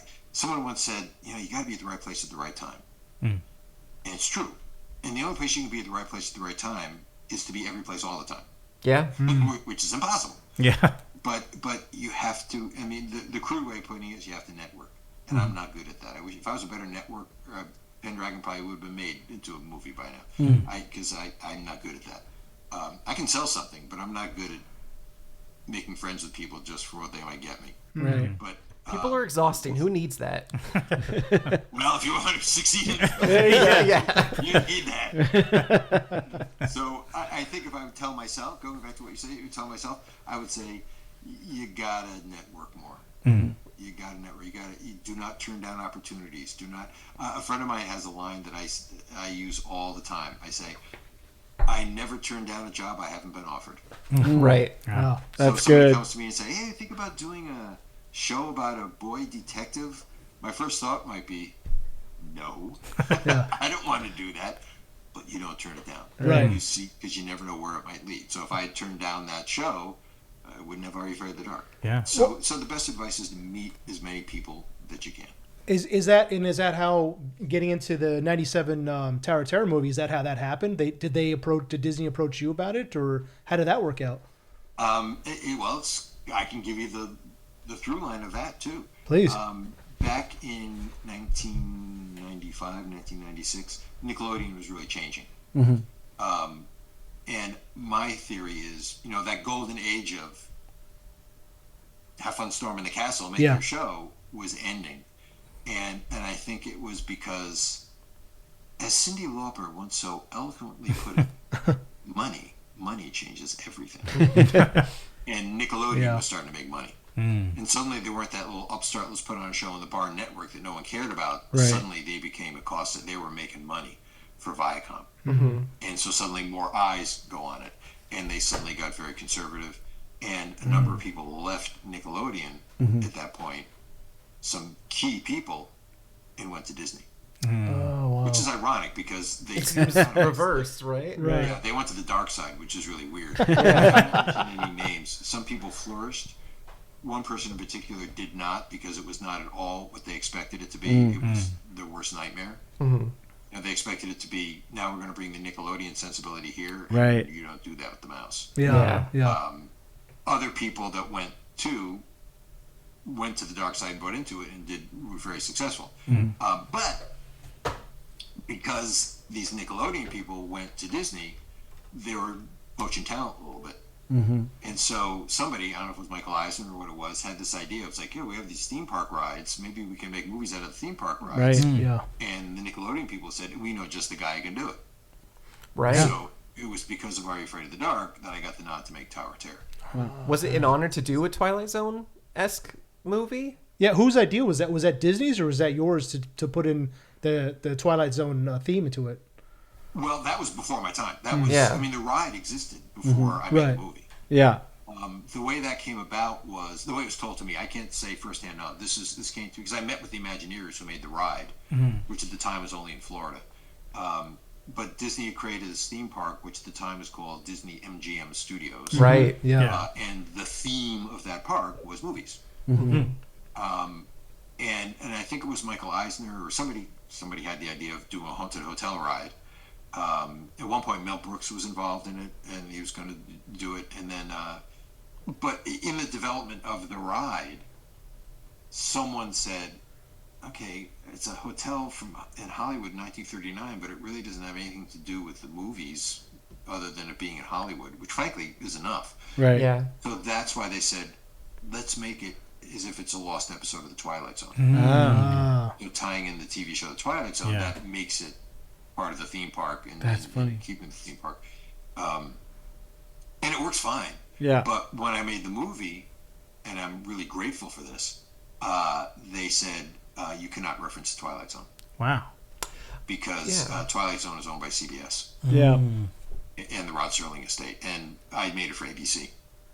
So, and I was like, to have to add the Rod Serling and the Twilight Zone and the music, I was not interested if I had to do that. Right. So I was thrilled when they said no mention of the Twilight Zone. I was like, okay, fine. But yeah, so the whole concept, I had nothing to do with bringing the Twilight Zone into that ride. The ride was in operation for a couple of years before I'd never ridden the ride before, so I had to go down there and ride the ride. But I had nothing to do with that. How much input did they give you on the casting? Was that you wanted to hire Kristen Dunst and Gutenberg? Yeah, ultimately, yeah. I mean, the thing was fun about that is that I'm so used to working on low budget kid shows. Whenever there was a stunt casting on for Are You Afraid of the Dark, usually it was Nickelodeon saying, "Hey, we have this person who wants to work with us," whether Gilbert Gottfried or Bobcat Goldthwait or something like that, or Melissa Joan Hart, thinking you can find a part for him. Like, absolutely. With Tower of Terror, because it was it wasn't necessarily a very big budget, but it was higher profile. Yeah. It was Yeah. a Wonderful World of Disney on ABC. Suddenly, I was casting. It was the best casting session I did ever. It was in Hollywood, and I was casting. All these people came in. I was like, "Oh my god, this is cool! I'm meeting all these iconic people." So that was really fun. Disney certainly had final approval on the casting, but I was okay with it. I mean, there were a couple of people that were up for the Steve Gutenberg role. Kirsten Dunst was a no-brainer. Yeah, of course. She wants to do it. She's available. Okay, fine. Yeah. The rest, there were no other big stars in it. Anita Peoples was kind of a star. Yeah. Or she was a star. I shouldn't say that, but that was more traditional casting where people came in and read, and we picked the best person we thought could do it. But with Steve and Kirsten, that was Disney saying, "Hey, we can get these people. Yeah. What do you think?" So they didn't have to audition. I just met with them, and that was it. So, Did you make them do the scream test? Yeah, they didn't need to. There was one person who I wanted to cast, and they wouldn't let me cast. The woman we eventually cast was wonderful, and she did a really great job. But if you know the movie, I don't know if you remember the movie. Of course, yeah. I just We recently just watched it. Yeah. Yep. It was the role of the We old watched woman, it. Abigail Gregory, Yeah. who was wonderful. This is a woman, her name was MC Strickland. She's passed away, but this is a woman, she's been in so many things. I've seen a million resumes. Right. They're usually all chronological. Hers was alphabetical. That's how many. I mean, Wow. she sent me an autographed picture of her when she was on the Andy Griffith Show. I mean, she's Oh, in wow. everything. Oh, wow. So she was wonderful. So I'm not saying this to disparage her, Yeah. because she was wonderful, but she wasn't my first choice. My first choice was an actress who I grew up with. I watched her on 2 shows, and I'm like, I love her. I want her to be. I auditioned Mrs. Cunningham from Happy Days. Oh, wow. I don't know. I mean, all these great actors came in, but the woman who came in and just knocked it out of the park and was so good was I don't know if you know who June Lockhart is.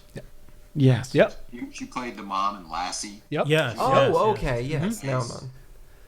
I was like, I want to work with June Lockhart. She's Yeah. awesome. Disney didn't think she looked old enough. Oh, no. I'm sure she was happy to hear that, though. Yeah. So I mean, we could. In fact, Amzie probably was too old for the part. If you start doing the chronological, Do the math, calculation. Yeah. I mean, she was wonderful. I'm glad we cast her. She did a great job. But Disney nixed my June Lockhart, because I was like, and it's kind of stunt casting to have this old school person that everybody Right. knows. Yeah. So, yeah. No, but I love the plot of it. Everyone knows the ride is all about the fall. Right. And you're waiting, at the beginning you see the elevator get stuck and you're like, that thing's coming down at some point, right? Like it's got to.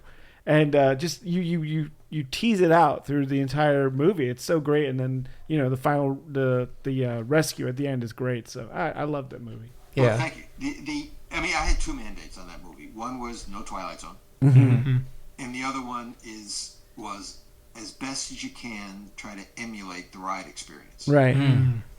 And to me, a big part of that was actually making it look like the ride. Yeah. Yeah. Yeah. We could have gone to any hotel and shot any hotel, but it's like, this, especially that lobby, this is iconic. Yeah. Yeah. We have to have this look. But then there's also, if you've ever been to the ride, there are 2 elevators, and they have to go up and down. And the main elevator is the one that got hit by lightning, but the ride is really the service elevator. So I really had kind of jump through hoops to make the story work, where there were 2 elevators. Right. Right. There's one shot. It's one of my favorite shots of that movie. And talk about fan service. Okay, this is a fan service movie. If you're a fan of that ride, Yeah. Yes. you're gonna like the movie, because it's really true to the ride. But if you know the ride, there's a shot. It's in the beginning, and there's a whole big sequence, big dance sequence, and there's spooky, witchy stuff going on. And one by one, the people who get in that elevator arrive at this hotel, and it's all busy, and there's a party going on. Yeah. And so you introduce them one by one, and there's the shot that I love so much is it starts. It's a close up of the floor thing above the elevator. Yeah. The dial. Floor, Yeah. whatever that's called, the floor indicator. It starts on that, and the camera dollies back, and as it dollies back, the 5 characters walk past you and go into the elevator and take their position in the elevator, which is exactly what they did in the ride. Yeah. Yeah. So if you're a fan of the ride, you're going to go, uh-oh. Yeah. Know where this is going. Yeah. Exactly what I saw on the ride. And it does. I love it. Wait. I wish the movie was streaming somewhere, because it's right now. Yeah. Why isn't it it's not streaming? on Can you Disney tell us Plus, why and- it's not streaming? Do you know why? I can only guess. Take a guess. And the guess is based on the fact that again, this was done for the ABC Wonderful World of Disney. Yeah. And they did 2 seasons of that where they made a bunch of original movies, which Yeah. Tower of Terror was one. And almost none of them almost none of them have shown up on streaming. The one that did was their biggest movie that they did was Cinderella. Yeah, the one with Right. Brandy and Whitney. Yeah. Brandy and Whitney. Yeah. That was their biggest movie. That did show up last year on Disney Plus, but none of the other movies have showed up on Disney Plus. So I've got to believe it's a rights thing. Wait, forgive my ignorance about this, and you guys might know too. Were you the first person to do a movie based on a ride? Yeah. Yep. Yes, So you set the whole pioneer. Yeah, you were the You set the pioneer. You bar. set the whole Yeah. storyboard. That's amazing. It does my heart good that when Haunted Mansion just came out, Yeah. you know, whenever a new Disney theme park ride movie comes out, articles are always writing about the history of these theme park rides, and it's really kind of cool that, other than Pirates, which inarguably is the most successful theme park ride to movie Right. adaptation. I mean, those are pretty great movies. Yeah. Yeah. A lot of these articles are saying, but the second best one was Tower of Terror. Yeah. Yes. Absolutely. Like, I mean, it was low budget. And it wasn't- Take that, The Rock. And you also had to start from scratch too. Right. You know, like you started from the ground up with it. Well, a couple of the articles that I read were really true. Is that other than Tower of Terror and now the latest Haunted Mansion movie, it's like they don't really pay homage to the ride Exactly. Yeah. Yes. or enough homage to the Yeah. ride. They do little bits in Pirates here and there, but Yeah. but it goes off. It goes off. Yeah. There's no Jack Sparrow. Right. Yeah. Well, there is now. Now there is. Yeah. Exactly. So, but Tower of Terror was. They said emulate the ride experience, and I did. Now I couldn't. One of the things that I couldn't do was that lightning things happened in 1939. We didn't have the budget to make a period piece. It just didn't happen. So there were a couple scenes that are set in the past. So I had to make a contemporary movie, which made sense. That they're like, "Ooh, this thing happened back in 1939." So we're investigating what happened back in 1939. Right. Yeah. But given that, but even that held true to the ride Mm-hmm. because the ride is supposedly, or the hotel is supposedly been closed down Yeah. Yeah. Yes. since 1939. So, and in the movie, the hotel's been closed down since 1939. So you go back in and it's full of dust and all that, which is what the ride is. So even it was a contemporary movie, it held true to the ride experience because the ride exists in contemporary times. Right. Hotel in the right in contemporary Yeah. times, and you go into this spooky old hotel. So it really, I think it worked out pretty well. I will say that, oh God, the ratings for that movie were not very good, and I blame 2 things. One is so much promotion went into the movie that was on the following week, which was Cinderella. So that was their big, and rightfully so, it was a really good movie. So it's like, there wasn't very much promotion for Tower of Terror at all. Maybe worse than that, I didn't put 2 and 2 together until about 2 weeks before the airing. I knew they wanted to put it on Halloween time, which made sense. Yeah. But it wasn't until like 2 weeks before that I started to realize, oh my God, if the World Series goes to Game 7, it's going to be right up against Tower of Terror. Yeah. Not only did it go to Game 7, it was an extra inning nail biter. Oh. So that game went on for like 6 hours. The entire running time from East Coast to West Coast, the entire running time of Tower of Terror. I watched the game too, quite frankly. I mean, it was a nail biter. Yeah. So, but yeah, so it's just like, how do you compete with that? So, Yeah. so the movie was Wonderful World of Disney, and then I guess it was repeated once, which normally is, but then it went to the Disney Channel, Yeah. and Disney Channel wasn't huge yet. Yeah. Yeah. It Right. become huge shortly after that, but so it kind of like went away and hasn't been seen of since. And so it's kind of fun when people say, "Remember that movie? That was really good. How come it's not on?" Yeah. So hopefully, maybe one of these years at Halloween they'll put it on Disney Plus. I hope so. I hope so too. Yeah. If you got another chance at a different ride of Disney, is there a ride that you would love to do a movie on? Well, they've all been done now. Though, in fact, back when I was doing Tower of Terror, and I was down at Disney World, most of it was shot in Los Angeles, but we did a little bit of shooting in Disney World. They said, "Oh, there's this ride we have called Mission to Mars. Oh, that was Oh, great. yeah. Yeah. Why don't you go on a ride and see if you can make a movie out of it?" And I'm an idiot. so I went. I did the ride, and I wrote this thing up, and I was like, "The movie made from this ride has already been made. Alien." Yeah. Yeah. And it wasn't until actually not that long ago I was reading something that said they based the ride on Alien. Oh, Yeah. But then they made a Mission to Mars movie, which I think had nothing to do with Right. Yeah. the title, and there was an actual mission to Mars. The ride doesn't even exist anymore. Yeah. But beyond that, so I did have a sort of a chance to do it, and I shot myself in the foot and said, no. So we won't see your name on the Small World screenplay anytime soon. That'd be too horrifying. Yeah, I forgot. You don't want to dig into the horror like that. Yeah. Well, I mean, there's kind of a fun thing. You know, I believe, full disclosure, I love going to Disneyland. I love taking my daughter. In fact, we're going next week. It's her birthday. We're going next week. Oh, nice. Happy birthday. Happy to her. birthday. yeah. And you know, I didn't go to Disneyland when I was a kid. I lived in Connecticut. I didn't go to Disney World till I was like late 20s or whatever. But the moment I went there, it's kind of like, I really like this. Is cool. This is really cool. And I think, but I don't have any. I didn't even like Disney cartoons when I was a kid. I was a Warner Brothers guy. I was a Bugs Bunny guy. I was That's a right. Mickey Mouse guy. So it's like, why am I having these nostalgic feelings for something I've never done before? But it was definitely there. And I realized it wasn't until I knew kind of part of it, but it wasn't until I read a biography about Walt Disney, that I realized that Walt Disney created several of the attractions at the New York World's Fair. Oh, wow. 64 and 65, which I went to when I was a little kid. Did you? Yeah. Wow. So if you went to Disneyland, Yeah. Yeah. Yeah. Yeah. His wife is a Disney influencer. She's there every week. Yeah. Oh, is she the magical millennial? She's Follow the Yellow Brick Girl, if you've ever heard of it. On Instagram, Well, my yeah. algorithm has one of those. Your girls. They're always eating stuff, and it's always a 10 out of 10. Okay, so Mr. Lincoln, Yes. Oh, yeah.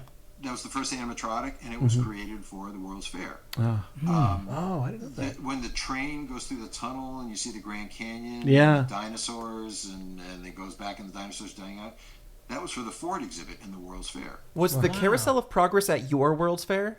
Yes. Okay. It's not here anymore. It's still in Right. Florida. But Yeah. the Carousel of Progress was the General Electric Pavilion, and at the World's Fair, and which I did ride all those rides. And the one in this book is kind of interesting, kind of fun, where and he also Disney was influenced in because he had just finished making Disneyland. Yeah. So they came to him to say, we got this big fair, and this was the last big World's Fair that ever existed. I mean, it was really magical. It was amazing. So Disney influenced the whole kind of structure, traffic flow, everything Wow. in the New York World's Fair. And so they came to him with like the 12th hour or 11th hour to say, we need one more attraction. And I think it was going to be it was for Pepsi. And they're like, can you do it? So all of Disney's Imagineers, they're like, I said no. and Disney goes, sure we can. yeah. It's just like you said, say yes to the jobs, you know? Say yes to the job, and they're all like, oh. They scrambled, and they came up with arguably the most iconic ride at Disneyland. You either love it or you hate it. Sometimes you love it and you hate it. It's a Small World.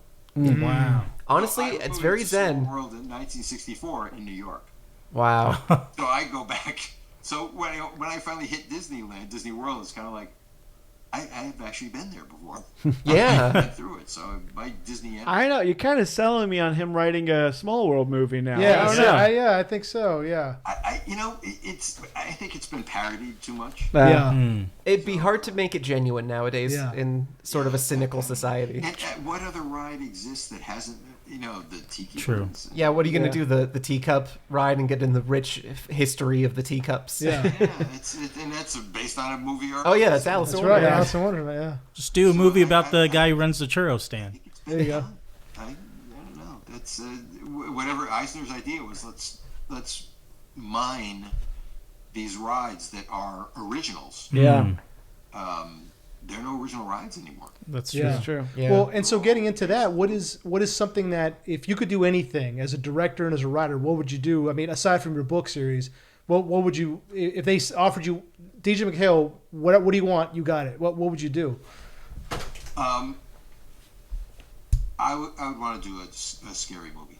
I would want to take what I know from Are You Afraid of the Dark, and I might even adapt one of the Are You Afraid of the Dark stories into a. That was actually going to be my question. So, do you have something in the holster for us, or? I mean, we got the Tale of the Lotion Lizard Limbs. I don't know. Yeah, what- yeah, the hand sanitizer. Yeah, the hand bandit. sanitizer. Yeah.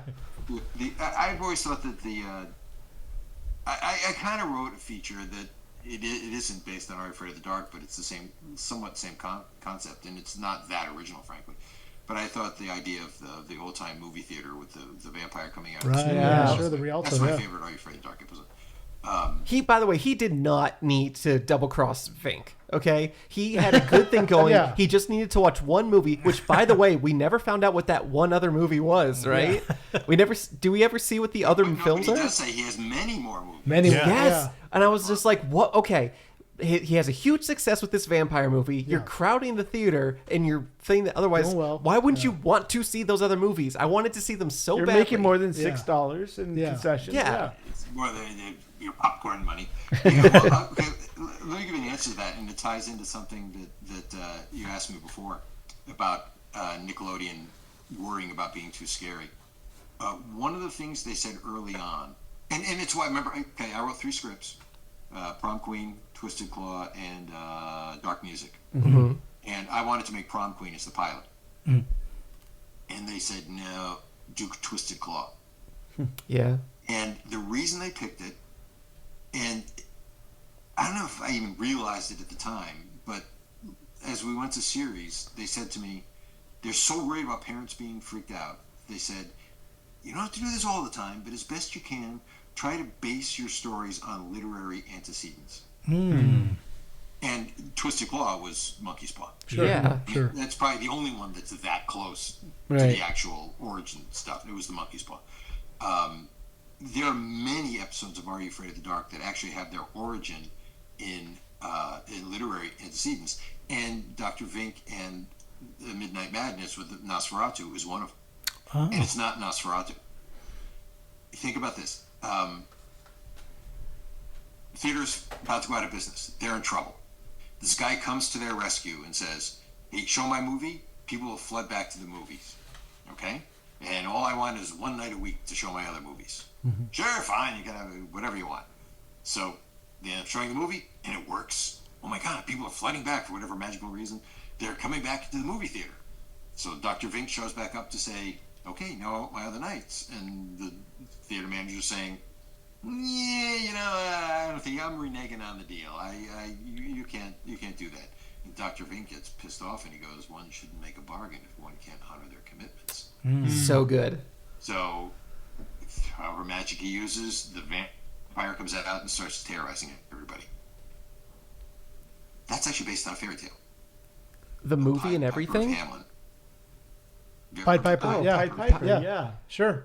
Oh, when they... Yeah, Okay. It's probably a Grimm fairy tale or something like that, where this town in Germany, I guess, Hamlin, Yeah. is overrun by rats. And the Pied Piper comes in and says, I can get rid of your rats as long as you give me 30 pieces of gold or whatever it is. So they're like, yeah, sure, fine. So whoop, he plays his pipe. The rats all go away. He comes back for his gold, and they're like, yeah, we don't have any gold. We can't give it to you. It's like, okay, I'll take your children. Yeah. And he goes away. And depending on which version you're talking about, the kids either all die, or I remember there's a movie version where they go to some amazing amusement park. That's a cute version of that, sure. Yeah. Yeah. So that Midnight Madness is the Pied Piper of Hamlin. Just honor Wow. your Your commitments. Yeah. And by the way, no one ever complained that the show is too scary. Now, that's also before the days of podcasts and social media and where everyone has a voice. Right. So maybe there would have been some complaints if people could Yeah. Yeah. Wait, text me. first of all, it's not like the internet to complain about stuff. Yeah. Okay. Exactly. Yeah. Why do you think we don't get kids TV shows like we did in the 90s anymore? Why do you think that happens? And do you think we ever will? Again? I mean, the kinds of shows that were in the 90s? Right, the kinds of shows that we saw in the golden age of Nickelodeon, like Are You Afraid of the Dark, Rocko's Modern Life, Ren and Stimpy. Those were all kid shows that probably would not be made for kids nowadays. You know, I mean, because Are You Afraid of the Dark is probably one of those that would fit a little better. But certainly other stuff that was being put out there at the time, like Ren and Stimpy, there's no way that would be approved for kids television now. Why do you think we don't get that anymore? And do you think we'll ever go back to that? Well, I'll take issue with that. We actually do. Uh-huh. Ren and Stimpy may be an extreme example. Yeah. Yeah. But kids watch Rick and Morty. Okay. That's true. I mean, I think one of the reasons that it may not feel like it exists, one, you're old. Yeah. Wait, what? You're not watching. Oh no way! I'm crumbling into dust. No. But back in the olden days, well, you're going to say this is real, but for me, it was last week. There wasn't that much on TV to choose from. Mm-hmm. True. So therefore, everything was important. Mm. Nowadays, there's so much to watch that you can't watch it all. Yeah. So there's I'm going to talk like an old guy here because I'm an old guy, but when I was a kid in New York, there were like 5 TV stations maybe, and because there were a lot of local stations that weren't producing their own material, what they would do is they would license old TV shows and old movies. Mm-hmm. So I grew up watching all these old shows and all these old movies, so I had a sense of film history and TV history that kids don't have anymore. Right. Yeah. It's not that it's not there. It is there, but they're not going to turn on an episode of Cheers, for God's sake. Yeah. Yeah. It's like, Well, oh my God, to watch a Laurel and Hardy movie, Yeah. it's not going to happen, but it's there. You can watch it all. The So I think those shows are being made nowadays. well, like with Nick at Night after Snick, like I would always end up watching I Love Lucy and all those shows, even though they were much older than me at the time. But I was like, oh no, these are pretty still entertaining. I was Funny is funny all the time. Good is good. You know? Well, you're talking about a time that it may have been past the time I'm talking about, oh but it wasn't that much more. no yeah Yeah. So you still had limited. yeah it was still limited because when I was a kid we still had the dial on the turner TV? for like Yeah. 13 channels. Yeah. And then my parents got the cable box, and then we had like Nickelodeon and the Disney Channel and stuff. Yeah. But it was still a limit, like to 100 channels at Yeah. least. Yeah. And you had to get up out of your chair. Yep. And hit the button. That's why I sat in front of the TV, and I have glasses now. Yeah, that's. Don't blame other people. Technology is changing everything. It's a dumb thing to say, but it's an obvious thing to say.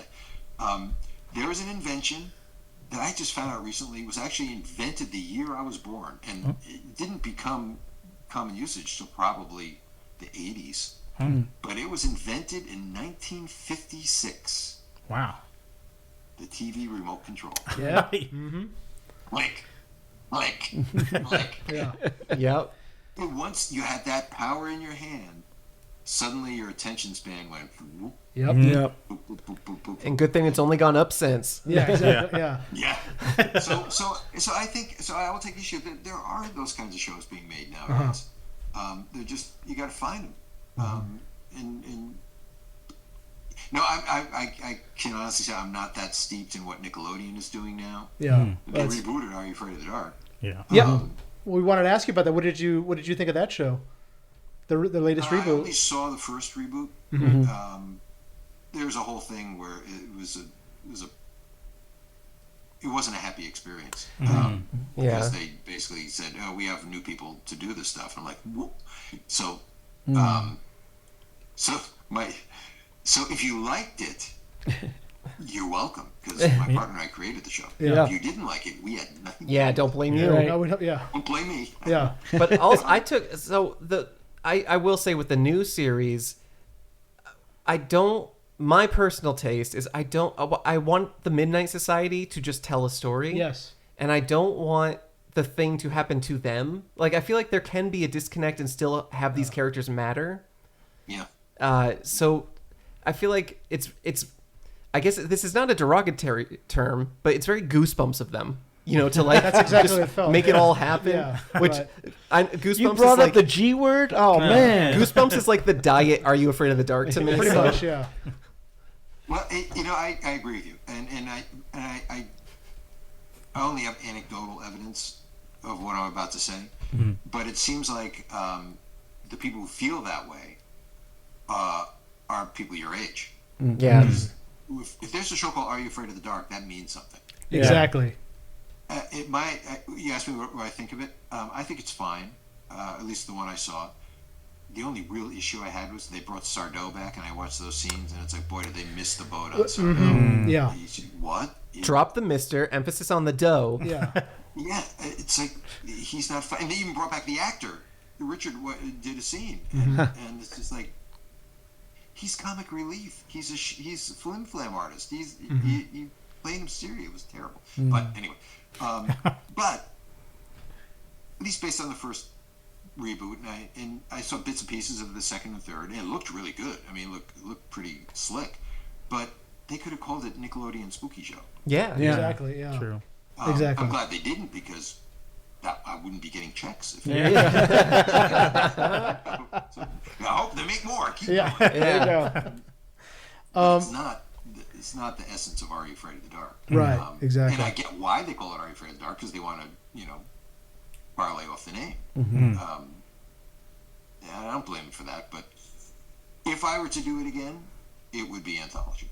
Yeah. That's what I was expecting when I saw it. When I watched it, I was like, I'm not sure what this is. And no offense to them, but I only got through the first 2 episodes, and I was like, this isn't necessarily for me. Yeah. I mean, it's a tough thing too, because your memory of Are You Afraid of the Dark is probably better than the reality of Are You Afraid of the Dark. And also, you were younger. Yeah. So when I did have a few conversations with him, I said, you have to realize that you're probably going to get slammed by the fans of Are You Afraid of the Dark, and unjustly, because these are now people who are watching Saw. Yeah. Yeah. Yeah. And it's not. That's one of the limits I always have with some of the scary stuff I've done. In Tower of Terror is one of them too, where I read some reviews that are like, well, I suppose it's scary if you're 8 years old. It's made for an 8-year-old. The point is not made for a 24-year-old guy getting high who's now going to turn on Saw. It's so. So yeah, I think they're okay. From what I've seen, they're okay. But having seen them, it actually makes me feel better. It's kind of good. They didn't do a horrible job, Right. but what I did was way different than what Yeah. they did. They did something else and called it Are You Afraid of the Dark? Yeah. So I'm okay with that. I took more offense actually at Netflix Canada had a show, and I forgot what it was called. Was it Fear Horror Street? show. Fear Street? Or was that something else? No, that that's was something- Our Stein. I think. Oh, yeah. No, it wasn't Fear Street. Whatever it was, the promos, they got some of the actors from my Midnight Society together, and they put them around the campfire and saying, "Oh, we're back together. We're going to tell a story now." And right off the bat, I'm like, yeah, "Okay, it's a little cheesy, but fine." And I was okay with it until they cut from the campfire to scenes from that show, and it was a horror show. It was violent. It was bloody. It was like, whoa, you're mixing. The streams are crossing here. Yeah.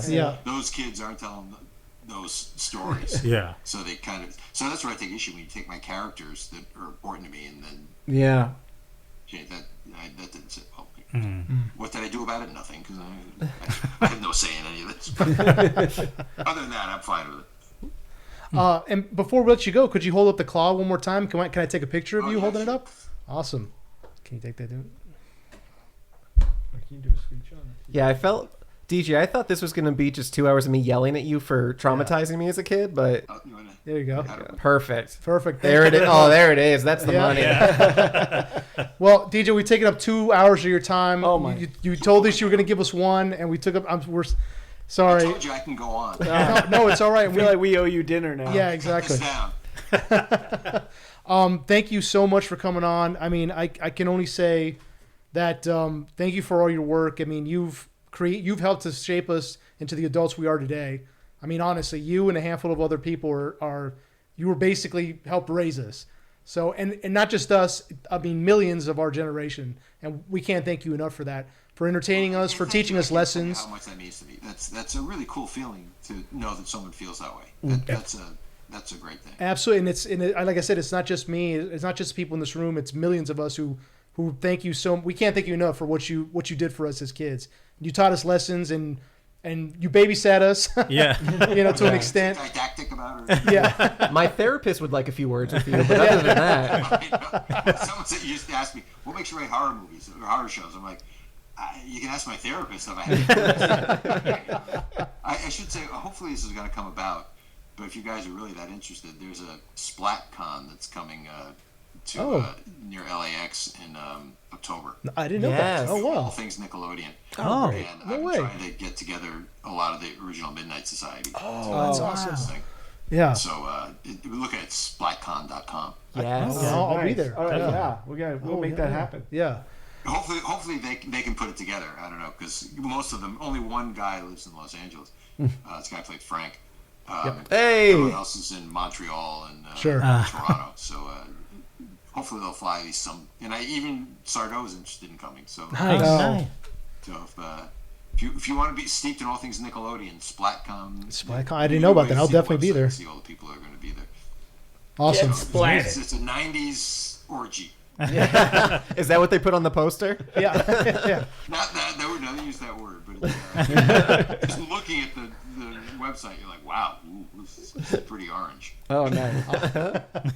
Well, thank you. Pleasure, guys. Thank you for having me. No, thank you, and you're welcome back anytime. Honestly, thank I'm you. serious Yes. about that. We'd love to have you back on. Just Do you have anything you want to promote or Absolutely, anything like please. Socials or anything? Just you can always find me on FaceTime, Facebook. I mean FaceTime, but you don't know my number. You won't answer it. Facebook, Instagram, and mostly Facebook and Instagram. I haven't dipped my toes into TikTok yet. You're fine. You're probably all right not doing that. Yeah. that? Keep your toes clean Yes. of that. Yeah. I don't make that much content. But, check it out. And my website is djmchaleBooks.com. So, in fact, when you post this, I'll post a link to it on my website. Awesome. Thank you very much. Thank you. You have such a perfect voice. You got to do your audiobook versions of all Yes. this. Because Yeah. you have like quite an energy about you that would be perfect for an audiobook version of it. People have said that before. Thank you for saying it. People have said that, and I tried it once, and it didn't. Those guys are pros. They're really pro. I mean, to come up with different voices and all that kind of stuff, that's it's beyond my skill set. But thank you for saying it. Yes. All right, guys. Thanks very much. Yes, Thank you. Thank so you. Have much. a good night. Take Thank care. you again. Thank you so much. Have a good one. Bye. You too. All right. Thank you guys. All right, thank you guys. It's been another great episode. Wait, when's my interview start? Wait, we're starting. Oh, He took up 2 hours instead of one. Yeah, we the other hour was supposed to be your hour. Yeah. So you got cut for You time. can blame sorry, him. Matt Damon, you got cut for time. DJ. We'll see him at SplatCon. I guess you can yell at him. He's your mortar on me now. What a legend. He That did guy- put on clown face just for. Just for you. Yeah, that was amazing, by the way. Yeah, Oh, yeah. what So a good. what a guy. Holy shit. Yeah. That was great, man. That's how. I can't believe we talked to him. It's just, God, Dream- that's yeah. Go ahead. Sorry, dream I'm come just true. over here Yeah. sitting, just No. like can't believe. Hey, that Stan, happened. why are you crying? Yeah. Stan. This is No one's listening to us. I'm not And crying. now the cool down. It's dance time. All right. I was born in Leominster, Massachusetts. And Come that's for time. Apologies to Dan Mason. Yes. We had to come for time. we'll bring him back. Sometimes. Sometime soon. Yeah, you know, Yeah, we'll think of a time. we really just used your Zoom. Sorry. Yeah. that's fine. No, but thank you for being But on. yeah, no, Also, Thanks a lot, yeah. man. I Yeah, know that you're a some big great fan of questions it, there. and So yeah, so appreciate it. Appreciate it. And thank you all for listening. And please tune in next time and every other time, obviously. you knew? Apparently. Please rate, review, subscribe. Yes. All follow us on all the socials. And buy DJ MacHale's books. Yes, Yeah, buy yeah, the yeah. books so we could get that Pendragon series. The Pendragon books are great. 10 books and they're I awesome. was reading a little bit about it. I was like, you know what? I might It's jump in. Morphin times 17. It's more. Oh yes. Dan's socials. You can follow Yeah. my interview. It's All right. Well, that's it for us. As we always say, enter the nerddom, exit the MacHale-verse. There we go. There you go.